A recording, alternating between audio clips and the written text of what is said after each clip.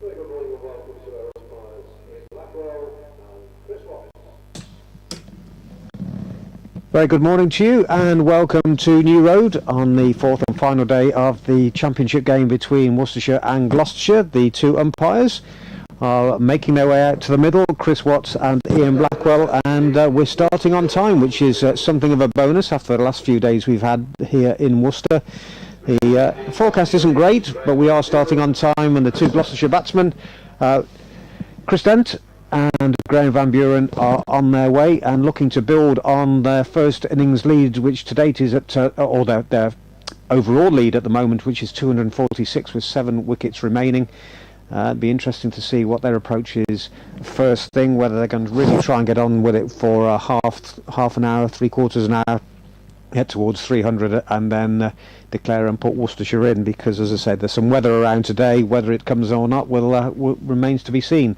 But my name's Chris Williams from BBC Hereford and Worcester. With me Ed Seaborn from BBC Bristol, and we'll be bringing you ball by ball coverage throughout the day for as long as it goes. But interesting, I think, Ed, first few minutes we'll see what the approach from Gloucestershire is.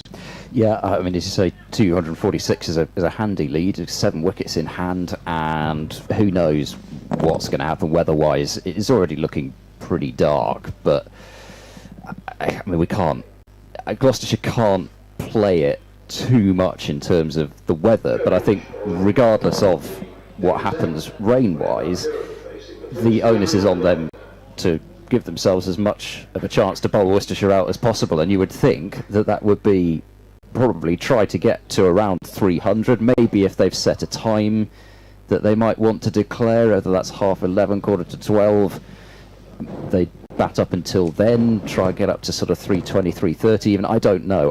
I've almost sort of given up trying to guess what's going to happen with the weather or with Gloucestershire's strategy, but anyway, we'll find out. Leach, first ball of the day outside the off stump, and Van Buren has nothing to do with that. Lets it go through to Cox. One slip in, so Worcestershire, well, I wouldn't say on the defensive, but certainly not attacking Van Buren here.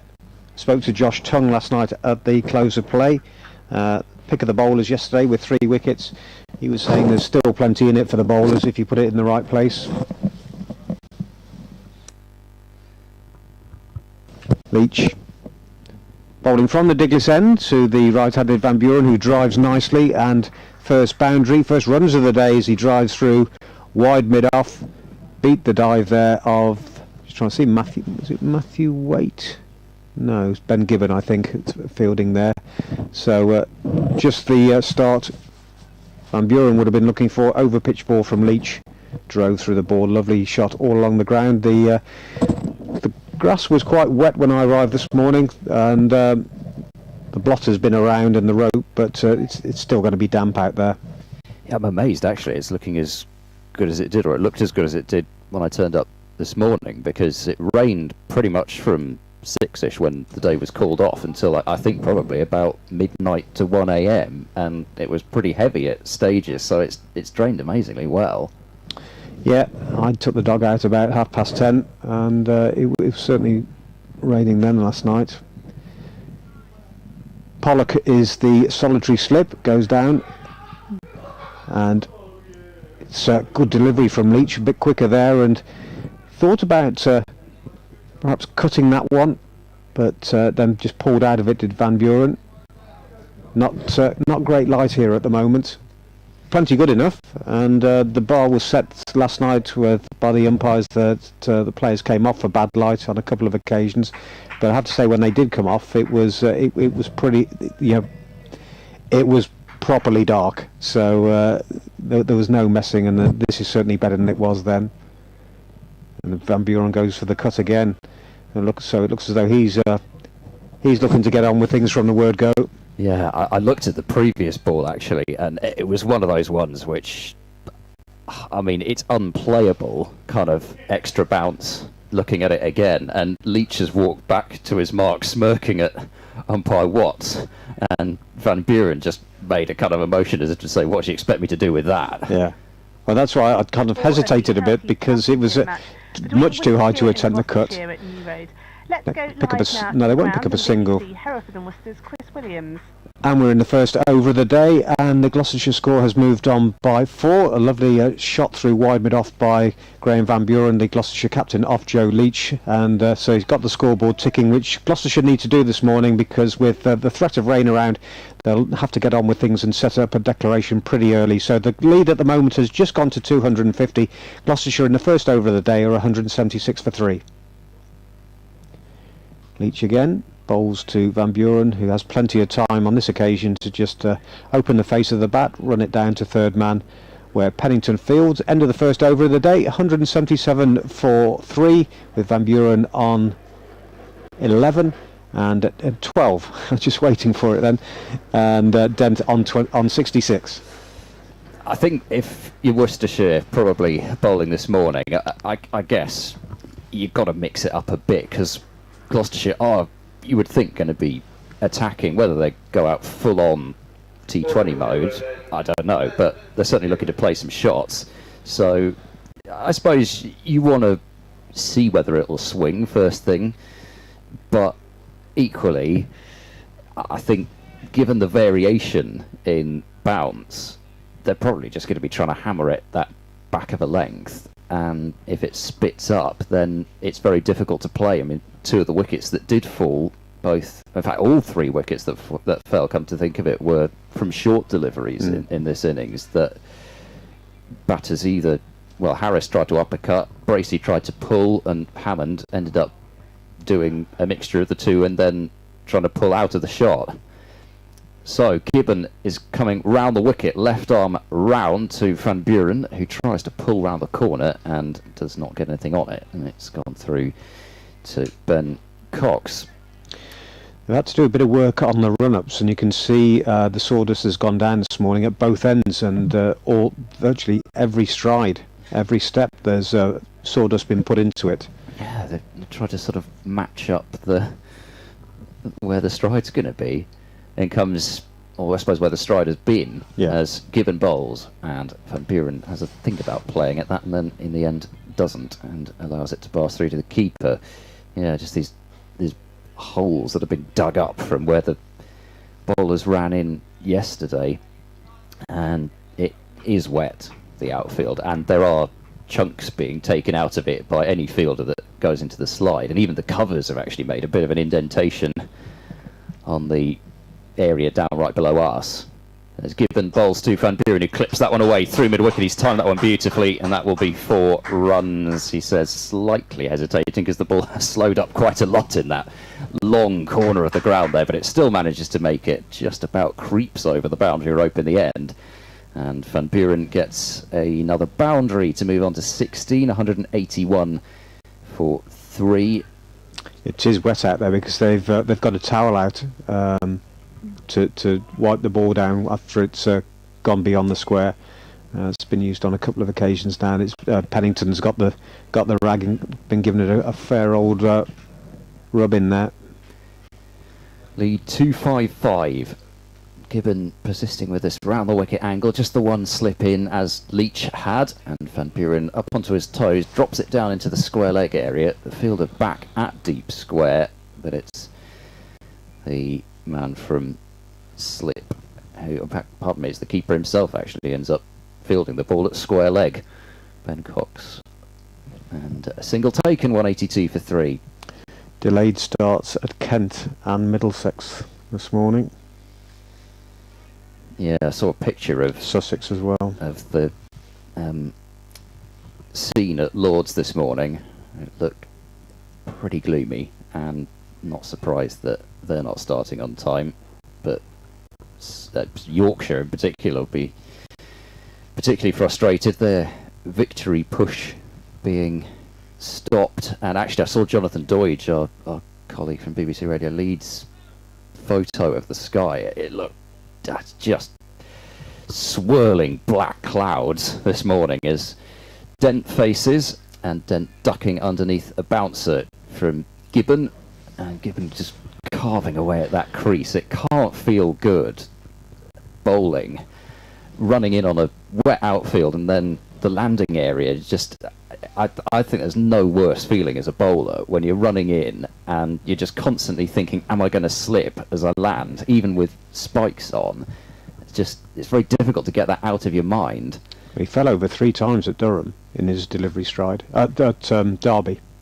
Last ball of the over, given to Dent. Dent carves that one just wide of the flailing effort of slip, and it goes down to the fine third man boundary for 4. So I don't know that Dent was looking to run it that fine, but with only the one slip in, I suppose you could say he got a bit more margin for error. But Gibbon, what's he done with his cap there? Did Blackwell toss it to him and he dropped it or something? All of a sudden he was kind of sweeping his cap along the floor. Anyway, 4 runs to complete the over. Gloucestershire lead by 260. 186 for 3 in their second innings. He lost his rhythm in his final spell yesterday, did Gibbon. He doesn't seem to have got it back as Leach starts new over and drives past Gibbon, who was diving in the covers. They'll pick up a couple of runs as Jack Haynes, who finds himself out on the boundary, has the fielding to do. He looked a little bit uncomfortable, whether it's anything to do with the damp run-ups, but it shouldn't be, because he bowled quite well earlier in the day, but certainly lost rhythm late in the day, and doesn't look comfortable this morning. Ben Gibbon. Surprised Tongue wasn't given first dibs, because he bowled really well yesterday. 3 for 37 from 14 overs. But Leach runs towards us and beats the outside edge of Van Buren, stretching forward, who comes and does a little bit of gardening. Yeah, it sort of seems as if they've had this plan of, we'll go with our new ball bowlers first thing, and maybe it is to do with the fact that they're just thinking try and get some swing whilst it might be there early morning. But yeah, Tongue was certainly the pick of the bowlers for Worcestershire. Really impressive. Leach bowls again, pulled away, it's in the air, fielder out, just dropped short of Azhar Ali out there. He gave it a good go, and in the end he actually did well to restrict them to just a single. The ball was in the air, he came off the boundary, dropped just short, and he got his body behind it and restricted them to 1. It's one of those nasty ones where you're kind of thinking as the ball's coming towards you that there's a trip to the dentist in the near future here. It just, if you're not careful, you just end up wearing it. Van Buren, if he were out twice in one match on the pull shot, that would be a collector's item. This is Dent's first delivery of the day, facing up to Leach, trying to work the ball away on the leg side. It's wrapped on the pads and there's no run. The danger for Worcestershire here is that, as most of us in the press box have done this morning, walk in and say, well, the rain's forecast, it's going to come at such a time, or what time is it coming, is that they could get suckered into that as well. And therefore you're not completely on it out there in the field, the bowling, and possibly when you bat as well, because you think there's not going to be a result here today, and then suddenly, as does happen, as Leach bowls again, beats the outside edge. Dent was on the drive there, goes through to wicket-keeper Cox. It's not unknown, and certainly it happened up at Durham last week, where the forecast is bad, but then you don't see any rain, you play all day, and you get kind of suckered into this false sense of security, and you're mentally not right, and you can end up losing the game. Yeah, or even it's just that distraction in the back of your mind, just constantly thinking about what the weather might do. Leach bowls, cut away nicely by Dent, down to the backward point boundary.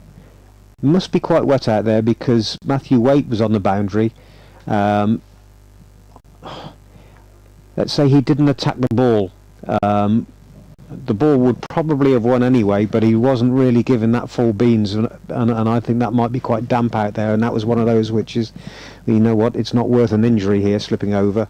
We did see the ball hold up on that side yesterday quite badly, so I wonder if he's just got no confidence in the outfield there. Yeah, I must confess, I was having a look at some other things which are happening around the country, but I looked up about quarter of an hour before the start, and I saw the Super Stopper going over that area in front of the scoreboard by the hotel, as Gibbon starts his second over of the morning, bowls a ball to Van Buren, who flicks this one off the hip, almost Caribbean style, and it's going to split the two fielders, almost tandem fielding from the backward square fielder and the long leg fielder. It's Tongue who sends the throw in. Well, electing to dive that time, and it didn't look particularly nice diving away there. It was a lovely shot from Van Buren, just leg raised, flick off the hip, but it turns out to be just for a couple of runs. Who's that out there at deep square? Jack Haynes gave it the chase, and he didn't look comfortable as well. No. I mean, he kept it in, but they don't look as if they've got a great deal of confidence in that outfield. No, to be honest, I know they want to restrict Gloucestershire, obviously, but it's not a situation that you want to go diving around and injuring yourself in. Tongue bowls to Van Buren, who drives firmly into the ground, and it's another one of those crowd catches to Brett D'Oliveira, but this time he doesn't throw the ball up in the air hoping to fool somebody. Not so many people to fool as when he did that a couple of days ago. So 195 for 3, lead on to 269. Van Buren has got his strike rate up towards 90, and it's Gibbon coming in from past that mound of sawdust, round the wicket and bowling, and Van Buren cuts that one away past the backward point fielder, more of a sort of wide gully actually, and they'll pick up another couple. So the lead on to 271. It's a bit decent progress so far from Gloucestershire. I think they've come out without looking really to try and attack every ball. They are certainly in more of a hurry than they were last night. Yeah. And so, yeah, you know, I don't know. It's hard to second guess, but they've got to give themselves a chance here. They surely have, regardless of forecasts, because this pitch is still offering the bowlers plenty. Gibbon to Van Buren, driven away, a tumbling effort at mid-off is able to prevent runs. So just the 4 off this over so far, 97 for 3. I would have thought 300's plenty. And as we've seen, the wickets can go in clusters here. Worcestershire got to 58 without loss, and then were 59 for 4, and was 40. Was it 45 for 7 at one point in the first innings? So Gibbon, tall figure, in and bowling. Van Buren's gone for a very quick single here. There's a shot at the stumps which misses, and I think that might have had him in some difficulty if that had hit. There was not a single there. Mid-on in quite close, and Pennington was quick to the ball. He was just off with the aim of the throw, so a fortuitous single brings the total up to 198 for 3. yeah, big man Pennington, some ground to make up and get down and throw in all in one. He decent effort, but he wasn't close to the stumps with the throw in the end. Dent, just one ball to face from Gibbon. He bowls it now down the leg side. Dent tries to play that pick-up shot that he likes so much in T20 cricket over the leg side, but doesn't make any contact with it, and it is through to the keeper. So at the end of the over, Gloucestershire seem to have brought just about every single member of their media staff today. There's a huge gaggle of them down there, and obviously they're expecting to have something good to report on, but we'll see. Just look, so 92 overs to go, 15 minutes, there'll be 88 less 2, 86. I reckon around about half 11. That's well, the declaration. Leach starts new over, and short arm pull down to Azhar Ali by Van Buren for a single. Azhar is on the mid-wicket boundary, 2 men out on that boundary. So we've got for Dent, no slip. Libby has gone to backward point. Where's Pollock then? He's normally at slip. Pennington is down at fine leg. Waite is at third man, as Dent drives up to mid-off and there's no run. And another Gloucestershire batter examines the bottom of their bat. There's another one of those just horrid thuds as he tried to drive it away. he didn't look fluent yesterday, No. Chris Dent, and it's to his credit that he's still there. Of course, he was dropped, I think, on about 6 in the slips, but battled his way through to an innings of 74. Leach round the wicket. This is in the air. It's going to drop safe. D'Oliveira's after it, but it drops and plugs about 3/4 of the way to the boundary at deep mid-on, and they're through for 2. One of those tantalising ones for D'Oliveira, who's one of the quickest, if not the quickest, in the side, and one of the best fielders. And he was sprinting after it, but it was always going to be just about a yard or so in front of him. And as soon as it landed on the ground, it plugged. Now he's gone to long on now, D'Oliveira, so we're expecting Dent to be getting after it as Leach round the wicket bowls at cut into the ground, and Libby at point fields. Pollock is at mid-off, so we've got change in the field with Gibbon being pushed back onto the boundary at mid-wicket. Haynes is at deep square leg on the boundary. Tongue is at a deep mid-off, 3/4 of the way back.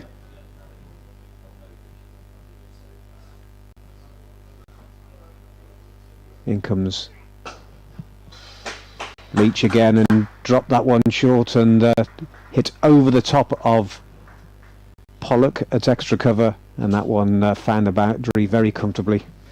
Yeah, as awful as the sound off the bat of that attempted drive was from Dent earlier on in the over, that one was just sweetly timed. I've got to say, I didn't really see it looking into the trees over on that far side of the ground, but you could just tell from the crash off the bat that was heading to the boundary. It has been an odd innings from Dent. He's actually outdone the 78 that he made against Glamorgan in the first game of the season, looking far less fluent. It's just funny how things work out sometimes.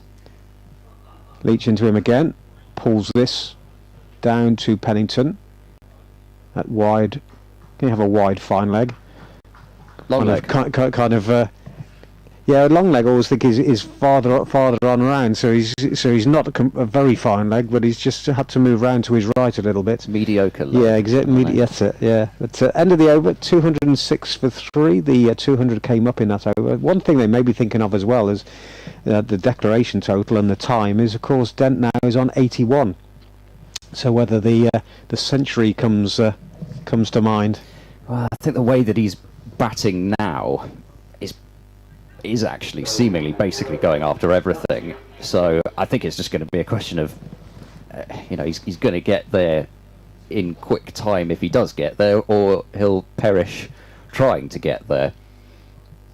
Change of bowling, and it's Matthew Waite into the attack, bowling a ball on leg stump, which is flicked away, or attempted to be flicked away by Dent. Hasn't gone very far, gone down backward of square, and it's a leg by, so that doesn't help Dent get any closer to the 3-figure mark, but it's another run to the total, lead up to 280. And he was going after it there, wasn't he? So yeah, there's definitely a plan in place here. Yeah, he's in full on T20 attack mode now. Is Dent no longer just having a look at any delivery? It's almost as if they said, well, we'll give ourselves sort of 10-15 minutes to not go absolutely all out. Wait past to Van Buren, and he actually defends that one, so maybe it's just Dent who's looking to go after everything, and it's actually quite a good effort from Van Buren not to pick up a run off that ball, because he played it on the leg side, and mid-on is the only fielder saving the single, but he just couldn't quite beat the bowler. The fielder's running about all over the place. We've got Pollock, who's obviously a good catcher because he's normally in the slips, he's just swapped over with Libby at almost cow corner. Waite to bowl to Van Buren. It's pulled away out towards deep mid-wicket, but there are 3 fielders patrolling that leg side boundary, and throw just threatened to get past everyone, but Pollock was backing up from short extra, so it's a single, which brings Dent back on strike. Van Buren up to 27. So Gloucestershire's captain, who made a century in the first game of the season, a vital century as well to help build that lead. 110 not out will be helping his average here if he can finished not out again. Waite to Dent on 81, and Dent hammers this one in the air over the top of mid-on. The only question is, was it going to plug? And of course it does, because it's quite wet down there, and Van Buren sprints back for a second run to allow Dent to keep the strike. 83 to Dent. If the outfield is hard, that's 4, but well, not in these conditions. In setting a target, is 300 achievable given that the ball's just not running to the boundary? Yeah. Unless someone's hitting over the top. Exactly, yeah, because it's sort of either 6 or 2 with those sorts of shots. Wide delivery this time from Waite, and Dent tries to flay it through the offside and doesn't get anything on it. So, yeah... You're not going to get value for your run, for your shots today by any means, so what are we now up to? 2-8, 2-8-4, the lead? Yeah, so... it looks like kind of 300-ish, maybe half 11 kind of time. Of course, you've got to take off a couple of overs for the change of innings. There's no point declaring in the middle of an over, even if they lose a wicket, because you're going to lose deliveries. So you may as well, if a wicket were to fall, say, first ball of the next over, then the new batter may as well come out. But it's the last ball of this one, with Waite bowling round the wicket to Dent, who heaves this one into the leg side, or attempts to, but he's actually top-edged it, and it has been caught by Cox. He's had quite a few of those skiers to deal with in this one, as Ben Cox, and no problems with that one either. Dent trying to get on with it, playing for the team rather than for himself, and he perishes for 83. It's a wicket for Matthew Waite, his first wicket of the match, so the bowling change from Brett D'Oliveira worked. Warm applause from the assembled throng for Chris Dent, knowing that there was every chance that he could have potentially reached his century if he hadn't had to hit out a cursory wave of the bat at the crowd as he walks off, having made 83 from 157 balls, 11 fours and a 6. Key figure to Gloucestershire's hopes this season, as he always is, Chris Dent, and he started off with a couple of good scores in the first 2 matches, and Ollie Price is the new batter to the crease. Yeah, good. Good score, I would say, by Dent, rather than a good innings. But in fairness to him, he got his head down when certainly things weren't going his way yesterday. He got plenty of edges, and another day might well have gone very early on. He could have gone on several occasions, but he was still there. And the credit I think that's due this morning was that he put the side first and was just looking for quick runs, and perished in the cause in the end. So the net result is 83 very useful runs. Yeah, and sometimes those can be the most valuable ones, the runs that you battle for. Exactly. New over, Leach bowls to Van Buren, who drives nicely. There's work for D'Oliveira to do at deep mid-off, and he restricts them to a couple. He was confident in the outfield there, gave that a good sprint, did D'Oliveira. I think there's just areas where it's very, very damp in the outfield.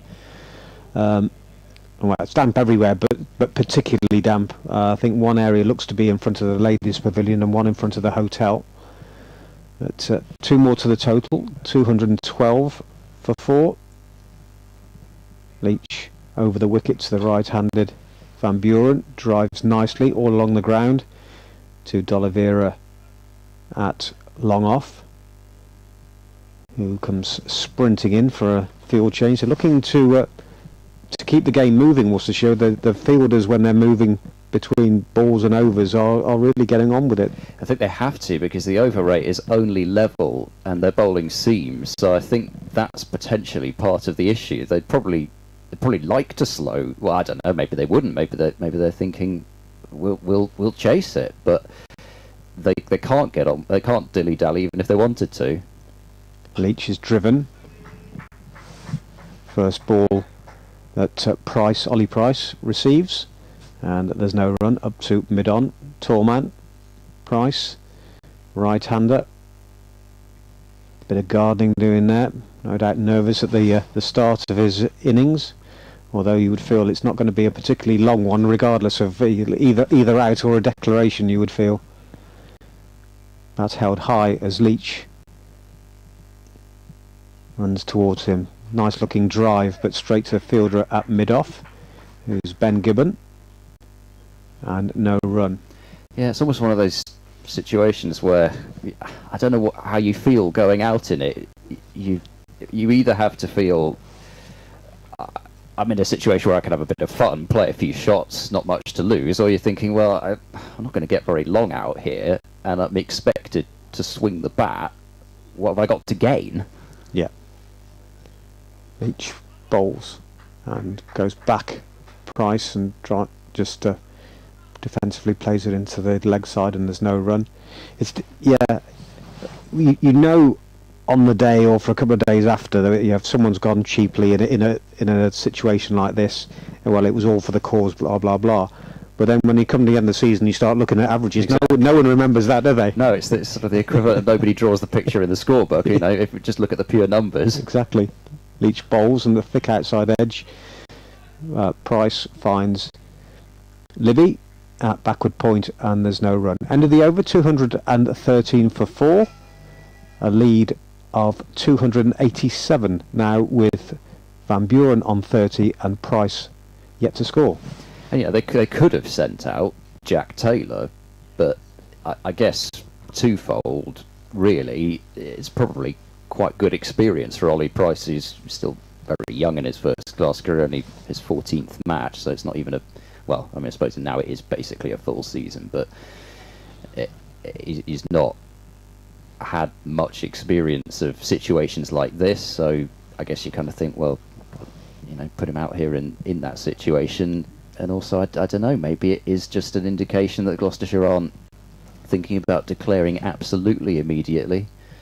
It's weight to Van Buren, who manages to get the outside edge of the bat on it. Does he? No, it's just off pad down towards where a gully would be, and so another run moves the total up to 214 for 4 and moves Ollie Price back on strike. And it looks as though Worcestershire have just felt from those 4 balls of the previous over that they actually might be able to squeeze a few dots out of Ollie Price, because quite a lot of the field has come in.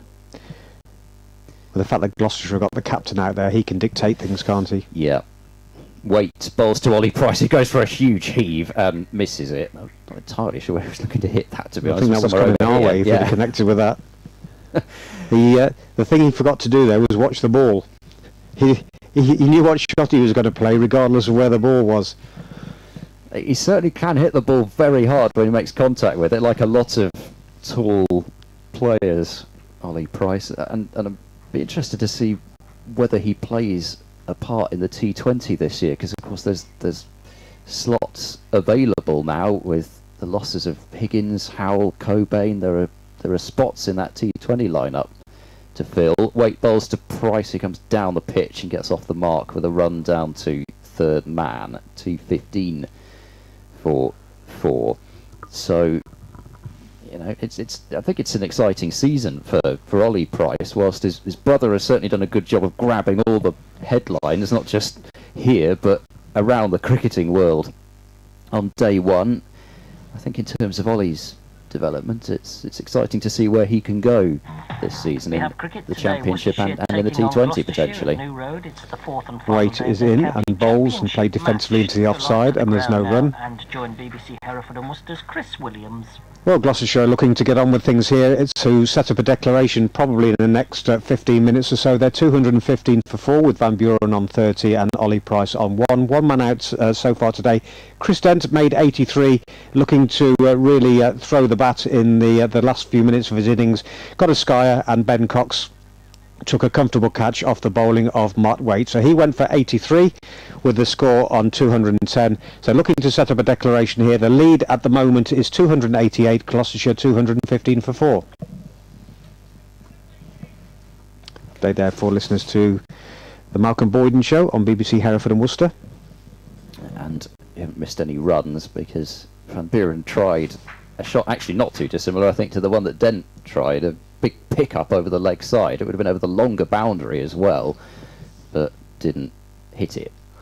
Last ball of the over. Waits kept things tight here. He's in now to bowl to Van Buren. Van Buren glides that one away very fine at the speed of the outfield, among also along with, I should say, also the speed of the ball, meaning that it doesn't go to the boundary, and it's a single. So Van Buren will keep the strike. 216 for 4, I think it is.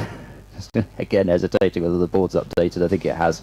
So the lead is 290, and we've ticked past 11, with Gloucestershire not quite at that 300 mark in terms of the lead. We do love round numbers, don't we, in cricket? You know, the idea of Dent wanting to get to that century even though he's on 83, the idea of 300 being massively different from 294 or something, I don't know. Leach falls outside the off stump. Van Buren thought about cutting that, but it was too wide, and in the end just held the pose, which wasn't particularly elegant. His legs were well astride and the bat was held ready to cut, but just too much width on that one from Leach. It's only been 9 runs off the last 3 overs, and 2 of those were leg byes. They've been stymied a bit here, Gloucestershire. Yeah, the field well spread. This next delivery, which is well pitched up and just scooped out really from Yorker length by Van Buren to Libby down at deep backward point. Still got these dark billowing clouds. It's the odd tiny patch of blue, but it still looks pretty ugly on the whole. They are heavy showers, I think, looking at the radar, rather than just a kind of solid band of rain coming in. But there are so many of them that it still seems really unlikely that we'll not catch one. And if we do catch one, it may well be a very heavy shower. Yeah, it's the damage it does to the outfield. That's going to be the key. As Price went for the big heave-ho there, got a thick inside edge. We'll pick up a single down to deep backward square leg. Waite was the fielder. Waite's figures, so he's with that wicket, his first of the game, 7 overs, 1 maiden, 1 for 19. Surprising, as I said, that Josh Tongue hasn't had a bowl this morning, but it could be that, given that he got himself back into rhythm yesterday, and this was probably less about Worcestershire taking wickets this little spell, knowing that Gloucestershire are going to try and attack.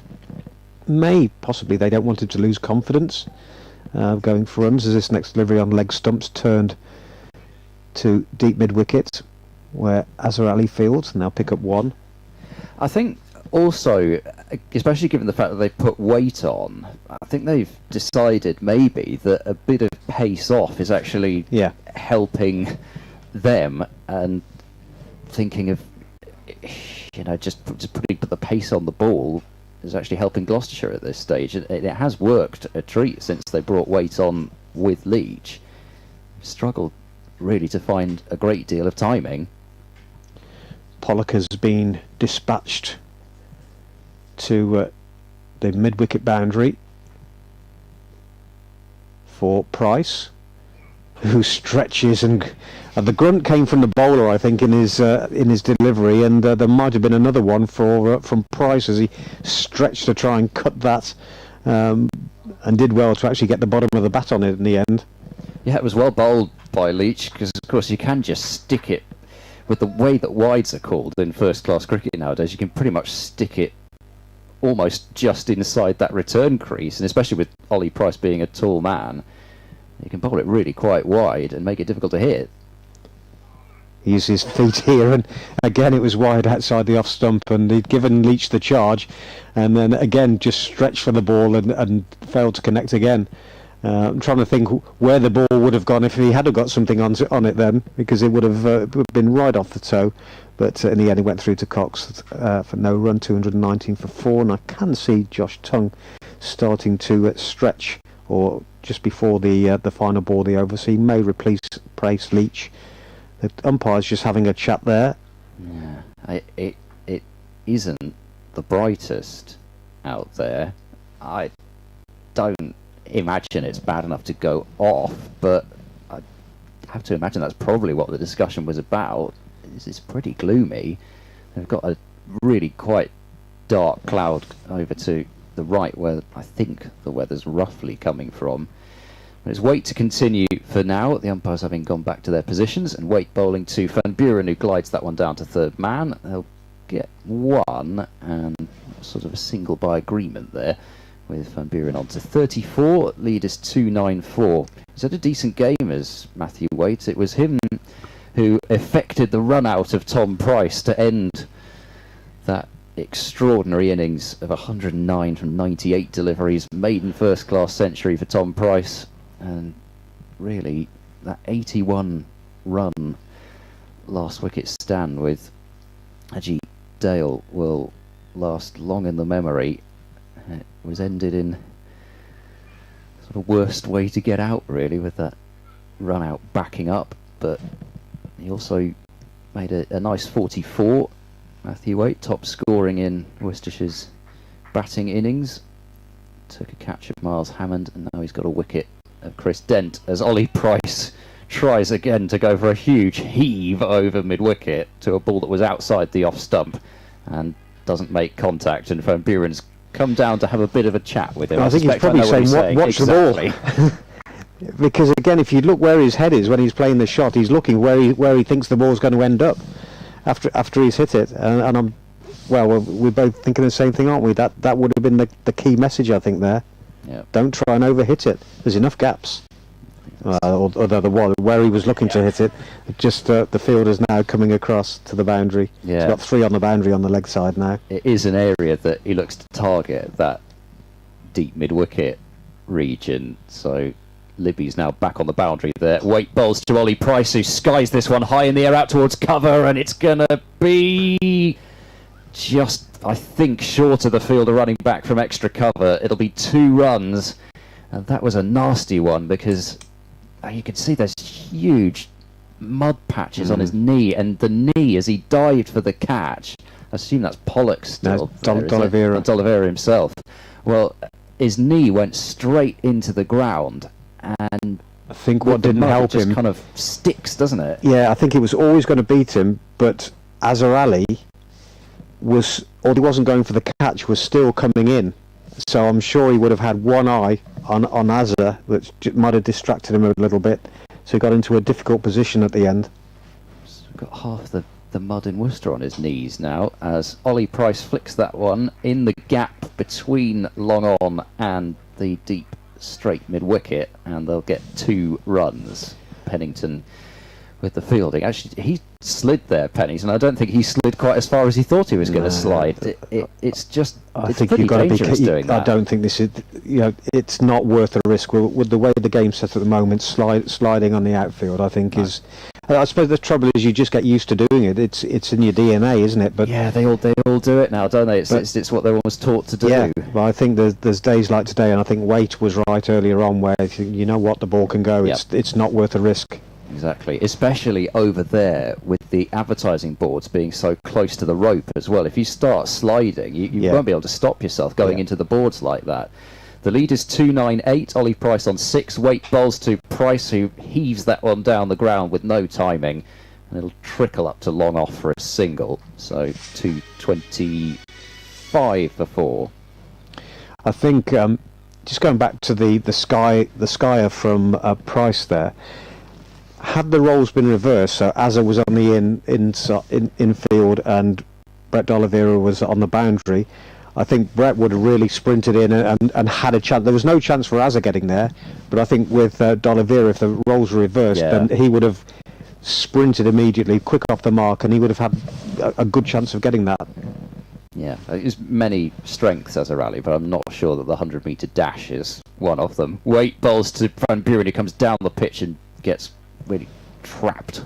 Oh, I say trapped on the crease, but it was trapped on wherever he ended up down the pitch, and it's off his pad into the offside for a single, and that means Gloucestershire's lead is 299, so Worcestershire are set exactly 300 runs to win, and they will have a minimum of 84 overs in which to get them. So Gloucestershire have had enough. Van Buren 34 not out. He finishes. Ollie Price 7, and I think really they tried their best to kind of engage attack mode, and through some decent bowling from Worcestershire, but also just I think some of the trickiness of the pitch, they were never really able to go full on attack, and Worcestershire have saved themselves a good 10-15 minutes there, I think, with the way that they bowled this morning, that they don't potentially have to face later on. Yep. Well, 40 minutes they've batted for, haven't they? They've got set that target of 300, which was pretty well what we've been saying, isn't it? Probably the latter part of yesterday and today, but it'll be interesting to see if we do get going on time, actually, because it's certainly darker now. Yeah, the light isn't good, never mind what rain might be on the way. Yeah. Let's look at the bowling figures. Joe Leach 16 overs, 4 maidens, 0 for 63. Ben Gibbon 13 overs, 2 maidens, 0 for 58. Josh Tongue 14 overs, 2 maidens, 3 for 37. Didn't bowl today. Dylan Pennington also didn't bowl today, 10 overs, 1 maiden, 0 for 29. Matthew Waite, 8 overs, 1 maiden, 1 for 25. And Brett D'Oliveira, solitary over for 9 runs. If you want to go through the Gloucestershire scorecard? Yeah, with an addendum, because I, again, had been a bit behind the scoreboard, so the lead was 300, so they will need 301 to win. So Dent was out for 83, the only man to fall this morning. Caught Cox bowled Waite off a skyer for 83. Marcus Harris went for the uppercut off Josh Tongue, was caught behind by Cox again for 26. James Bracey made a nice looking 51. I thought he looked quite fluent, James Bracey, and he was really trying to get on with it yesterday and went for a big pull shot off Josh Tongue and feathered a catch through to Ben Cox. So it's good to see James Bracey find some form. Miles Hammond was caught Waite bowled Tongue for 15, a ball that leapt up, and Hammond in about 3 minds as to what to do with it and skied a catch to mid-on. And then Van Buren 34 not out, and Ollie Price 7 not out. So Jack Taylor, Zafar Gohar, Marchand de Lange, Tom Price and Ajit Singh Dale not required to bat. So 301 required from, have they taken the overs off yet? 86 overs. I don't think they have on the board yet. No, I think it will be 84. So it's around 4 and over, isn't it? If we manage to get through that amount, and that 301 is probably worth 330, 340 with this outfield, I'd have thought.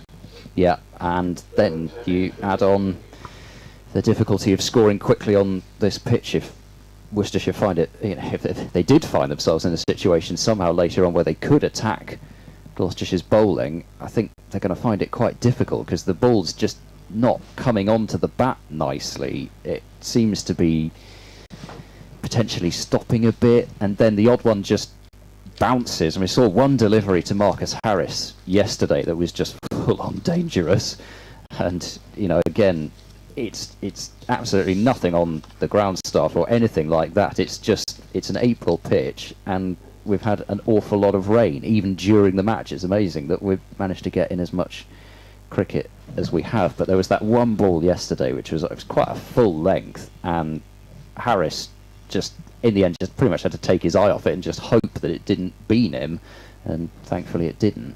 So there's plenty out there, not even just that kind of extravagant bounce. There's a bit of movement off the pitch, and Gloucestershire should be backing themselves, I think, to certainly they shouldn't be losing the game from this position, but we'll see how much cricket we can actually get in. Yeah, I struggle to think that 301 is achievable, given all the factors. As I say, it's worth a lot more than that, given the outfield. Pitch still doing a little bit, or certainly was yesterday, according to Josh Tongue, and he feels that will be the case today. The light isn't going to be great when they do play, and of course there's potential for stoppages as well. But the flip side of it, of course, with Gloucestershire, is you knock over a couple of quick ones at the start of the innings, get the tails up, and yeah, I would say you're looking at a Gloucestershire victory or a draw as the most likely of the three results. Yeah, I think so.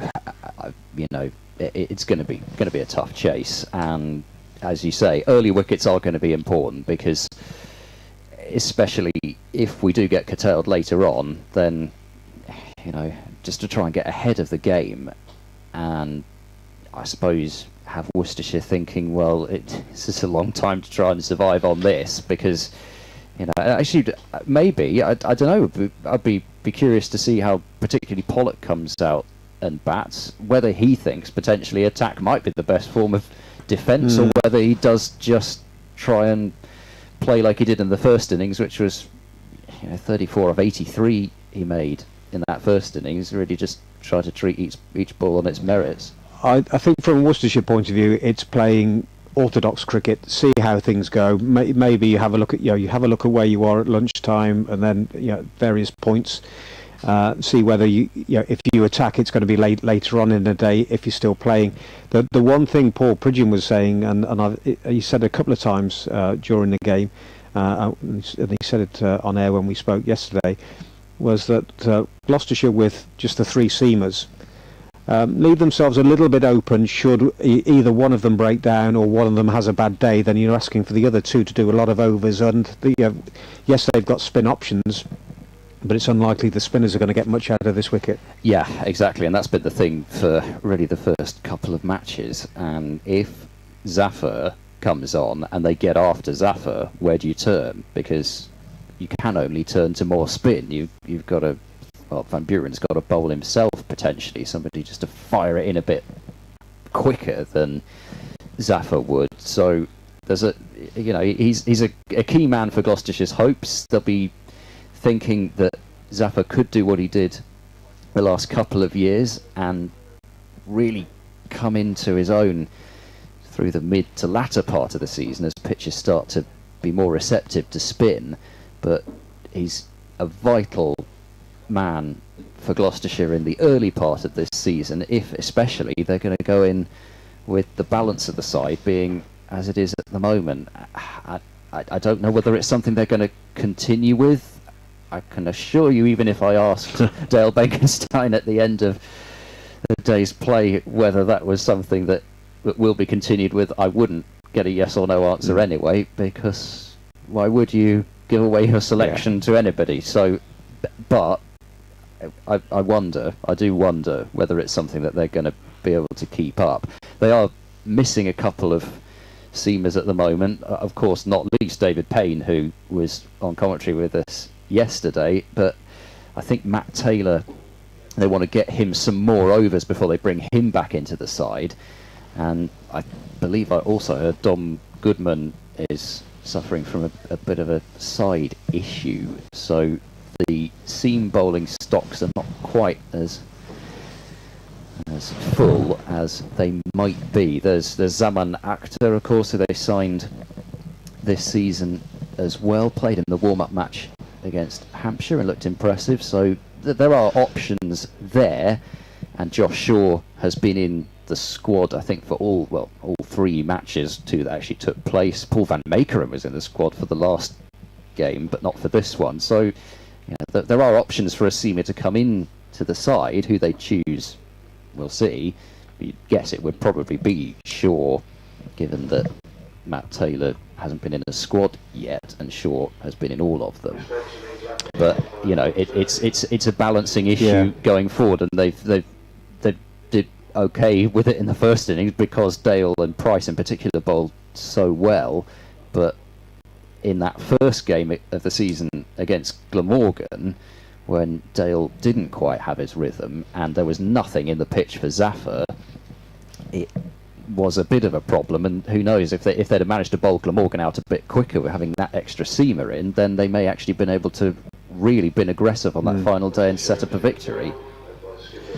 Van Meekeren, was he the former Somerset bowler? Yeah, he's played for Somerset. He also played for Durham in the One Day Cup a couple of years back. He's I think had been more seen as a white ball bowler, but he's been playing some second 11 championship stuff this year and at the back end of last year, and has obviously impressed enough to be put in the squad. And also the other thing with Van Meekeren is that he effectively has had more of a pre-season than most of the Gloucestershire bowlers, because he was out on the Netherlands tour of South Africa not that long ago, so he's effectively got more sort of miles under the belt than some of the other bowlers have. I think he did some commentary with us down at Somerset the year before last. Yeah, well, I can well believe that is very good value. Yeah. Really good value. Well, I don't expect any fireworks from these two Worcestershire openers who are on their way to the middle now. I think, as I said a few minutes ago, I think it's going to be a question of playing orthodox cricket, see where they get to, because if they start throwing the bat, we saw during that 40 minutes we had this morning various players trying to get on with things, and it just wasn't that easy. I think for a combination, I think one is a little bit in the pitch, but also not the best seeing conditions. So I think this is a question of just not giving it away, and then have a look at various times during the day. But the worst thing they can do is start attacking from the word go, lose a couple of wickets. The Gloucestershire bowlers get their tails up, and it is a pitch that you could run through a side, I think.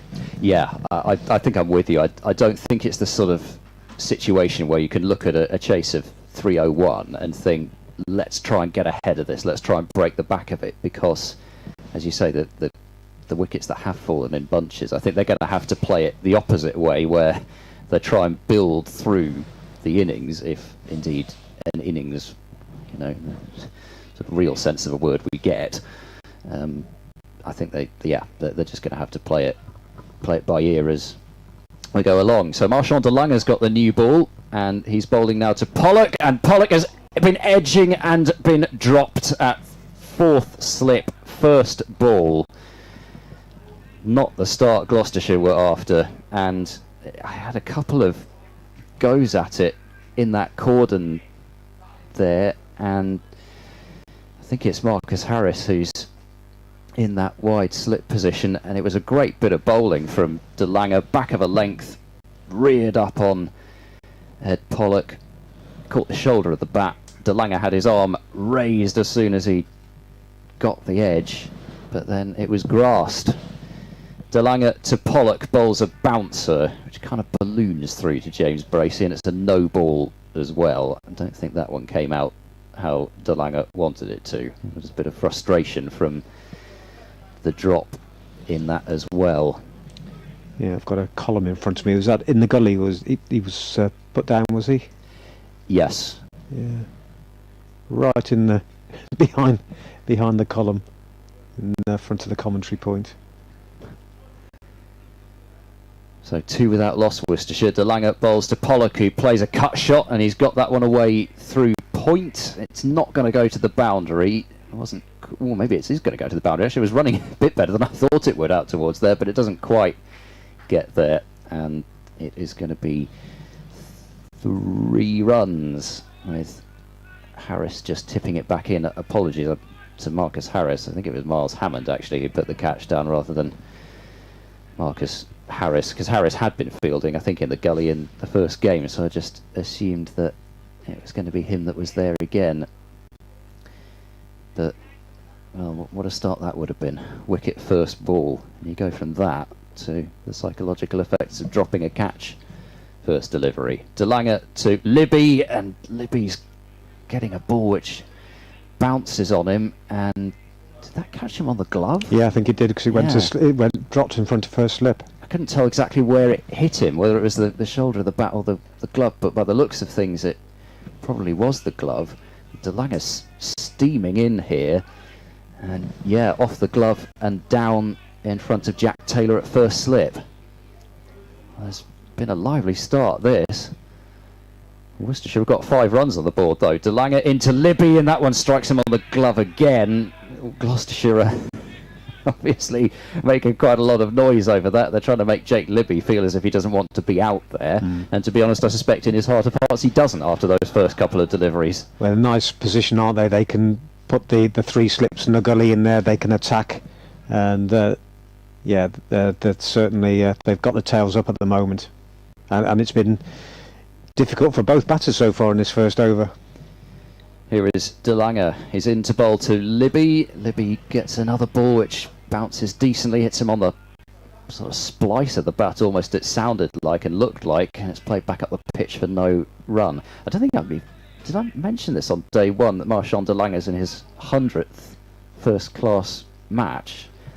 I think I must have missed that, because it was in my notes for the last game, but then that didn't happen, so I think I must have forgotten to transfer it to this time, so apologies to Marchand De Lange for that, as Libby is just again getting a ball which rears up at him and he fends it off into the offside, and that's got to be a horrible, what was it, 4 deliveries faced there by Jake Libby. He's not had a ball hit towards the middle of his bat. He's been wrapped on the gloves twice and caught on the splice of the bat twice as well, and this is really hostile stuff from De Lange, and it's not great seeing conditions, and the pitch is misbehaving a little.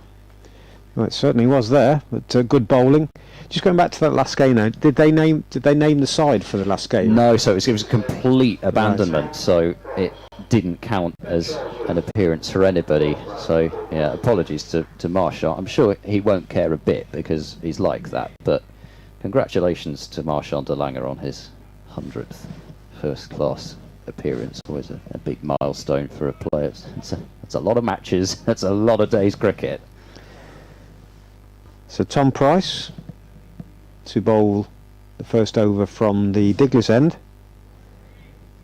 How's his luck doing today after that magnificent first day he had? Bowling to the left-handed Ed Pollock to 3 slips and a gully, and played back up the pitch to the bowler, and there's no run. In fact, yeah, 3 and a gully. We've got fine leg, backwards square. I think he's probably an orthodox square leg. He's just chatting to the umpire, so he's just moved across there. Mid off, mid on, point. So just the one man out on the boundary. Price bowls it in the air. He's going to go here. There's a man underneath it at square leg, and Pollock has gone. And well, a pretty reckless shot that from Ed Pollock. There were gaps once he cleared the infield, but I'm not sure that was the shot to be playing at this stage, and it just got a skyer. And Price's luck is continuing, well, good form rather than luck is continuing. He's accounted for Pollock there, and Worcestershire are 5 for 1.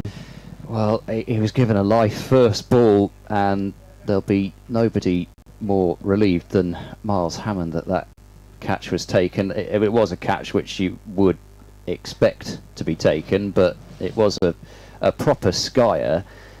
And I think it was Ben Charlesworth who took the catch as a substitute fielder. I'm not sure exactly who he's on for, but it was Charlesworth who took the catch. And Gloucestershire have a wicket, and yet again it's Tom Price. Actually, I was thinking back in that first innings, despite the extraordinary feats, his new ball spell, there wasn't actually a great deal going on, bizarrely. But he's taken a wicket here in a way that I don't think he's going to get too many wickets banging the ball in halfway down, because he's not express pace. But I think again it just underlines how difficult it is to time those sorts of shots, the cuts in particular, but also the pulls. Have seen batters mistime the ball. Plenty have lost their wickets going for shots like that, and with the ball not coming on very nicely, there's just a lot of uncertainty as to what height the ball's going to come at and what speed. So another indication of what probably will happen if you try and really play your shots on this pitch. And now Tom Price is staring down Azhar Ali again, where it all started. Yep. I'm just not. I'm not sure about that shot from Pollock, and I know cricketers say these days that's the way I play. Sometimes I think you need, we're into the 4th day, how the pitch has been playing, how difficult it is. He's perished. So Azhar, facing his first delivery, gets it well pitched up, will pick up a run, just dropping it into the offside, called through by Libby. Got 4 slips and a gully for Azhar Ali. Charles was on, Dent? Can you see who's not out there? No, I sort of gone through the most obvious suspects, and I think they all seem to be out there. I don't know whether maybe Hammond isn't out there now. Price bowls no ball. But, Libby fenced at outside the off stump, but no ball signalled by umpire Watts at the far end. Is that the second no ball we've had in the first couple of overs? Yeah, De Lange's no ball, second illegitimate ball as it turned out, and Tom Price has overstepped as well. 3 slips in Anna Gully for Libby. He goes onto his toes, playing defensively into the offside, and there's no run. Between Worcestershire and Gloucestershire at New Road. Let's go live to the ground now and BBC Hereford and Worcester's Chris Williams. Not a great start for Worcestershire in their second innings. They've been set 301 after the visitors declared at 226 for 4 at about 20 to 12. So batted on for 40 minutes this morning. Got the required score for Worcestershire, the target to 301, and they haven't started well at all with losing Pollock in the second over of the innings. He was dropped off the first ball of the innings in the gully, but then went for a big shot, skied it, and was caught by the substitute fielder Charlesworth off the bowling of Tom Price for 3. So the batters out there at the moment are Libby on 1, Azza Ali is on 1. They need 301 to win. At the moment they're 9 for 1. Update there for listeners to BBC Hereford and Worcester. It's 12 o'clock news bulletin. Price is in, and Azza gets plenty of time there to just swivel and pull the ball over mid-wicket to the boundary for 4. So he's got the first boundary of the innings. Worcestershire, after 3 overs, move on to 13 for 1. Azza on to 5. Noticeable there how much time he had to play that shot. Yeah, and I think that's kind of, we've seen probably how not to pull on this surface in that over, and there we saw exactly how to do it. I think you've just got to give yourself that extra bit of time. If the ball hurries onto you, then I think Azza was still in a really good position where he could have pulled out of the shot, either dropped his hands on it or ducked at the last moment. But because he had that time, he could then go through with the shot in a really controlled fashion, not looking to hit it hard. We've got a short leg in place now for De Lange. This is fairly tasty, and Jake Libby certainly thought that ball was tasty because he's hammered it away through mid-wicket for 4. This is far from dull cricket here. Worcestershire have scored 17 runs now in the 13 deliveries which have been sent down. 17 for 1, and the target's going down, whether, you know, still a long way to go, but Gloucestershire certainly aren't concerned about giving away runs here, with 3 slips, a gully and a short leg in. There's all-out attack from both teams, seemingly. Yeah, De Lange is the worry he's got is the footholds at the moment. They've put a lot of sawdust down while the ball was being retrieved from the boundary there in the footholds. He really wants is, rather than the full-on bouncer, he wants that ball back of a length to get into the ribs. It's another short ball which is pulled away by Libby. There'll be more runs here, at least a couple. That's all it will be, with Tom Price fielding from fine leg. 19 for 1 now, Worcestershire. I must say I didn't see this sort of a start coming. I thought we'd probably get a kind of a, you know, classic new ball spell, but especially after the first over where they were in all sorts of trouble, weren't they? Gloucestershire look as if they decided to go to banging the ball in short from ball 1. De Lange in and bowling full this time, and Libby guides that one to backward point, and it's seemingly a pretty rare dot ball. Problem bowlers are going to have here is that keeping the ball dry. Van Buren has got the towel tucked in, and when the ball came back, when the one that didn't go for 4 there, he was vigorously drying it. Libby waiting, slightly crouched stance, bat raised. He goes for the pull shot and gets it away fine, but it will go to Tom Price at fine leg and be a single, so the score moves up to 20 for 1. Libby onto 8. So you've got the problem of gripping the ball, you've got the problem of slipping in your follow through.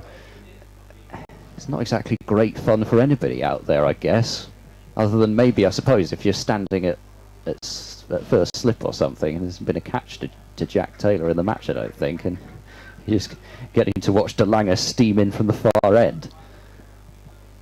In comes Marchand De Lange, he's in now and bowls, and Libby dabs that one away to the offside, sets off for a hopeful problem. It's Azarali on strike, of course, with him having rotated. Azarali was looking for a single that really wasn't there, and he took about 2 steps down the pitch before having to get back almost cartoon style into his ground. It's one of those where the legs almost seem to be moving quicker than the body. Well, there wasn't a quarter of a run there.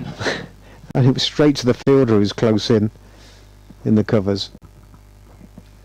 Last ball of the 3rd over. Worcestershire 20 for 1. De Lange in and bowls, and that's clipped away. Backward a square on the leg side, and that will go to the boundary. So 24 for 1 after 3 overs. De Lange should have had a wicket off the first ball that he bowled, but 2 overs for 16. And I know Gloucestershire are on the attack, but I don't know how long Gloucestershire can really afford to keep this going for. They don't want to allow Azar and Libby to start to feel settled out there. It's a long way to go, though, isn't it? Yeah, 301. Yeah. They've got 24, and you'd feel if they're playing in attacking mode, then that they are going to lose wickets along the way. There's as we've been saying throughout, there's something in the pitch. Yeah. So I don't think they're going to be worrying about runs at the moment, and definitely will want to keep the 3 and 4 slips in. I mean, I was going to say you don't want to waste the new ball, but then we've seen actually the ball's been doing something pretty much regardless of how old it is. Tom Price starts a new over, bowling to Libby. He goes onto his toes, plays defensively, and there's no run. Got 3 slips, a gully, square leg. Craning my neck at the moment. We've got mid off, extra cover. No, sorry, we've got mid on and a mid on. Mid on and a mid wicket. I'll get there in a minute. And a long leg. Next delivery, goes back, drives nicely through the offside. Ball will hold up though in the outfield. Through for 2, think about a 3rd, and Libby's running to the danger end, and we'll get there comfortably. Good running by the 2 batters, keeping that scoreboard ticking over. Moves on to 27 for 1. Libby into double figures. He's on 11 from just 13 deliveries. Still being frustrated by the rain at Hove. Potentially Sussex might get away with it, with Yorkshire trying to push for victory, and still 138 for 3 with a bit more work to do. Adam Lyth and Shea Hope were carrying Yorkshire to what looked like a win, but they've been stopped in their tracks by the weather.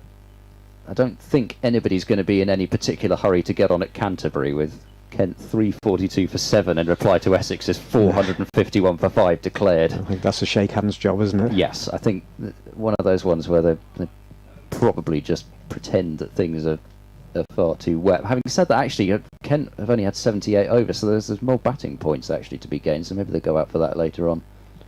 Azar gets a thick edge and has been caught. He was on the pull and got a thick outside edge. The ball spooned up to De Lange at mid-on, and that's a simple catch and a soft dismissal. So the runs were coming, but the wickets are falling as well. Worcestershire lose their second. Azar Ali, he's gone for just 9. Worcestershire 27 for 2. Well, there's another one that Tom Price has got, just banging it into the pitch.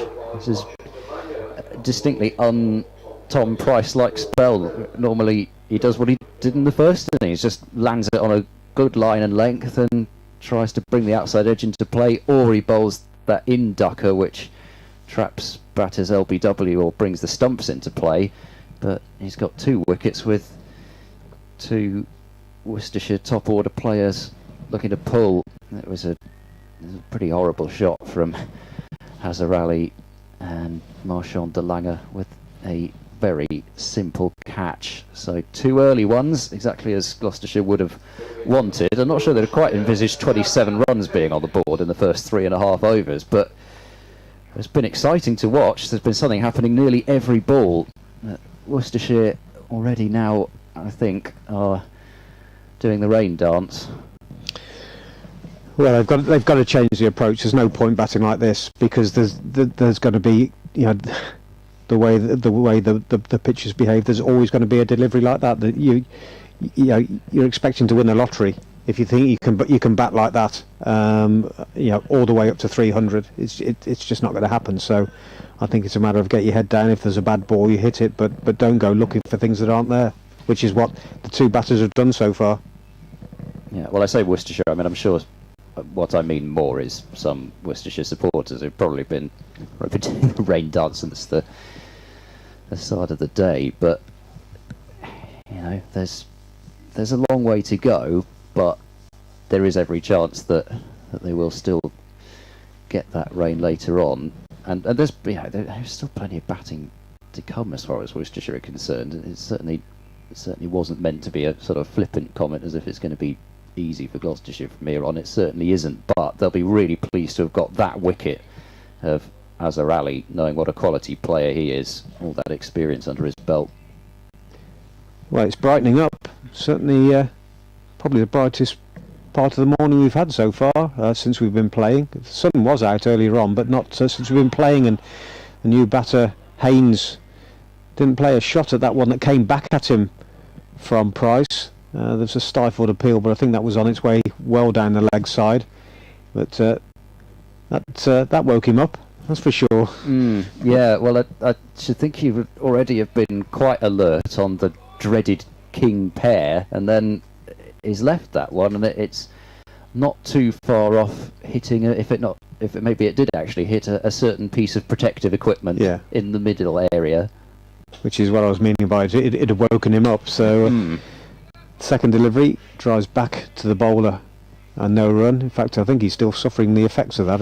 Yes, I was surprised that he wasn't doing a bit of that sort of crouching up and down kind of motion that we're rather used to seeing. Yes, he was hit in, as was described in the last Ashes tour with Joe Root, hit in the abdomen. Right-hander. Nice orthodox stance. Gets in line, plays defensively, ball just off the pitch, and no run. End of another successful over for Tom Price. He's taken 2 wickets now. The 2-2 have fallen, 27 for 2. Haynes yet to score. Libby has 11. The 2-man out, Pollock for 3, Azhar Ali for 9, and the figures for Price 2 for 11. Yeah, so I mean, just actually, whilst it didn't matter one jot, he went at 3.6 and over in the first innings, so he's just bowling for wickets. Tom Price is not particularly bothered about going for runs. DeLange likewise, as he bowls to Libby and a leave outside the off stump. We've had many of those so far. A rare delivery where not much actually happened. So I suppose maybe from Haynes's point of view, it's one of those classic comments that you make from how many yards away we are, 60, 70 yards away. But sometimes, I'll come back to that, as DeLange is in and bowls, Libby makes sure he gets everything out of the way of that. Shoulders, arms, the bat kind of flying over his head. The ball doesn't carry very well through to James Bracey that time. But I don't know, I was thinking back to last season with Josh Bohannon, who made a huge score against Gloucestershire at Old Trafford. And I remember Scott Reed, a Radio Lancashire colleague, saying something along the lines of every time he gets hit early in his innings, he goes on to score runs. DeLange bowls to Libby, goes for a quick single into the offside. It's well judged, with Van Buren coming up from mid-off. And so Libby is on to 12. Worcestershire 28 for 2, then he 273 more runs to win. I don't know, maybe just like you say, maybe it does actually just wake you up, or gives you something else to kind of deflect your mental attention towards the fact that you're in a bit of pain. I don't know, but I distinctly remember Scott Reed saying that relatively early on in Bohannon's innings, and lo and behold, he went on and scored a double century. Fine player, Josh Bohannon. In comes De Lange, slings another one down and bowls, and he's fended at that one. It's gone up in the air, and he's been caught at second slip by Ollie Price, and De Lange has got a wicket. It was a nasty ball again. Haynes not really in much of a position to play it, and it flew, I suspect, off the glove or maybe the shoulder of the bat, but anyway, off the relevant part as far as Gloucestershire were concerned, looped up in the air, and Worcestershire are 3 down, 28 for 3. Marchand de Lange's got his first wicket in his 100th first-class match, and Gloucestershire get rid of another dangerous customer in Jack Haynes, pardon me.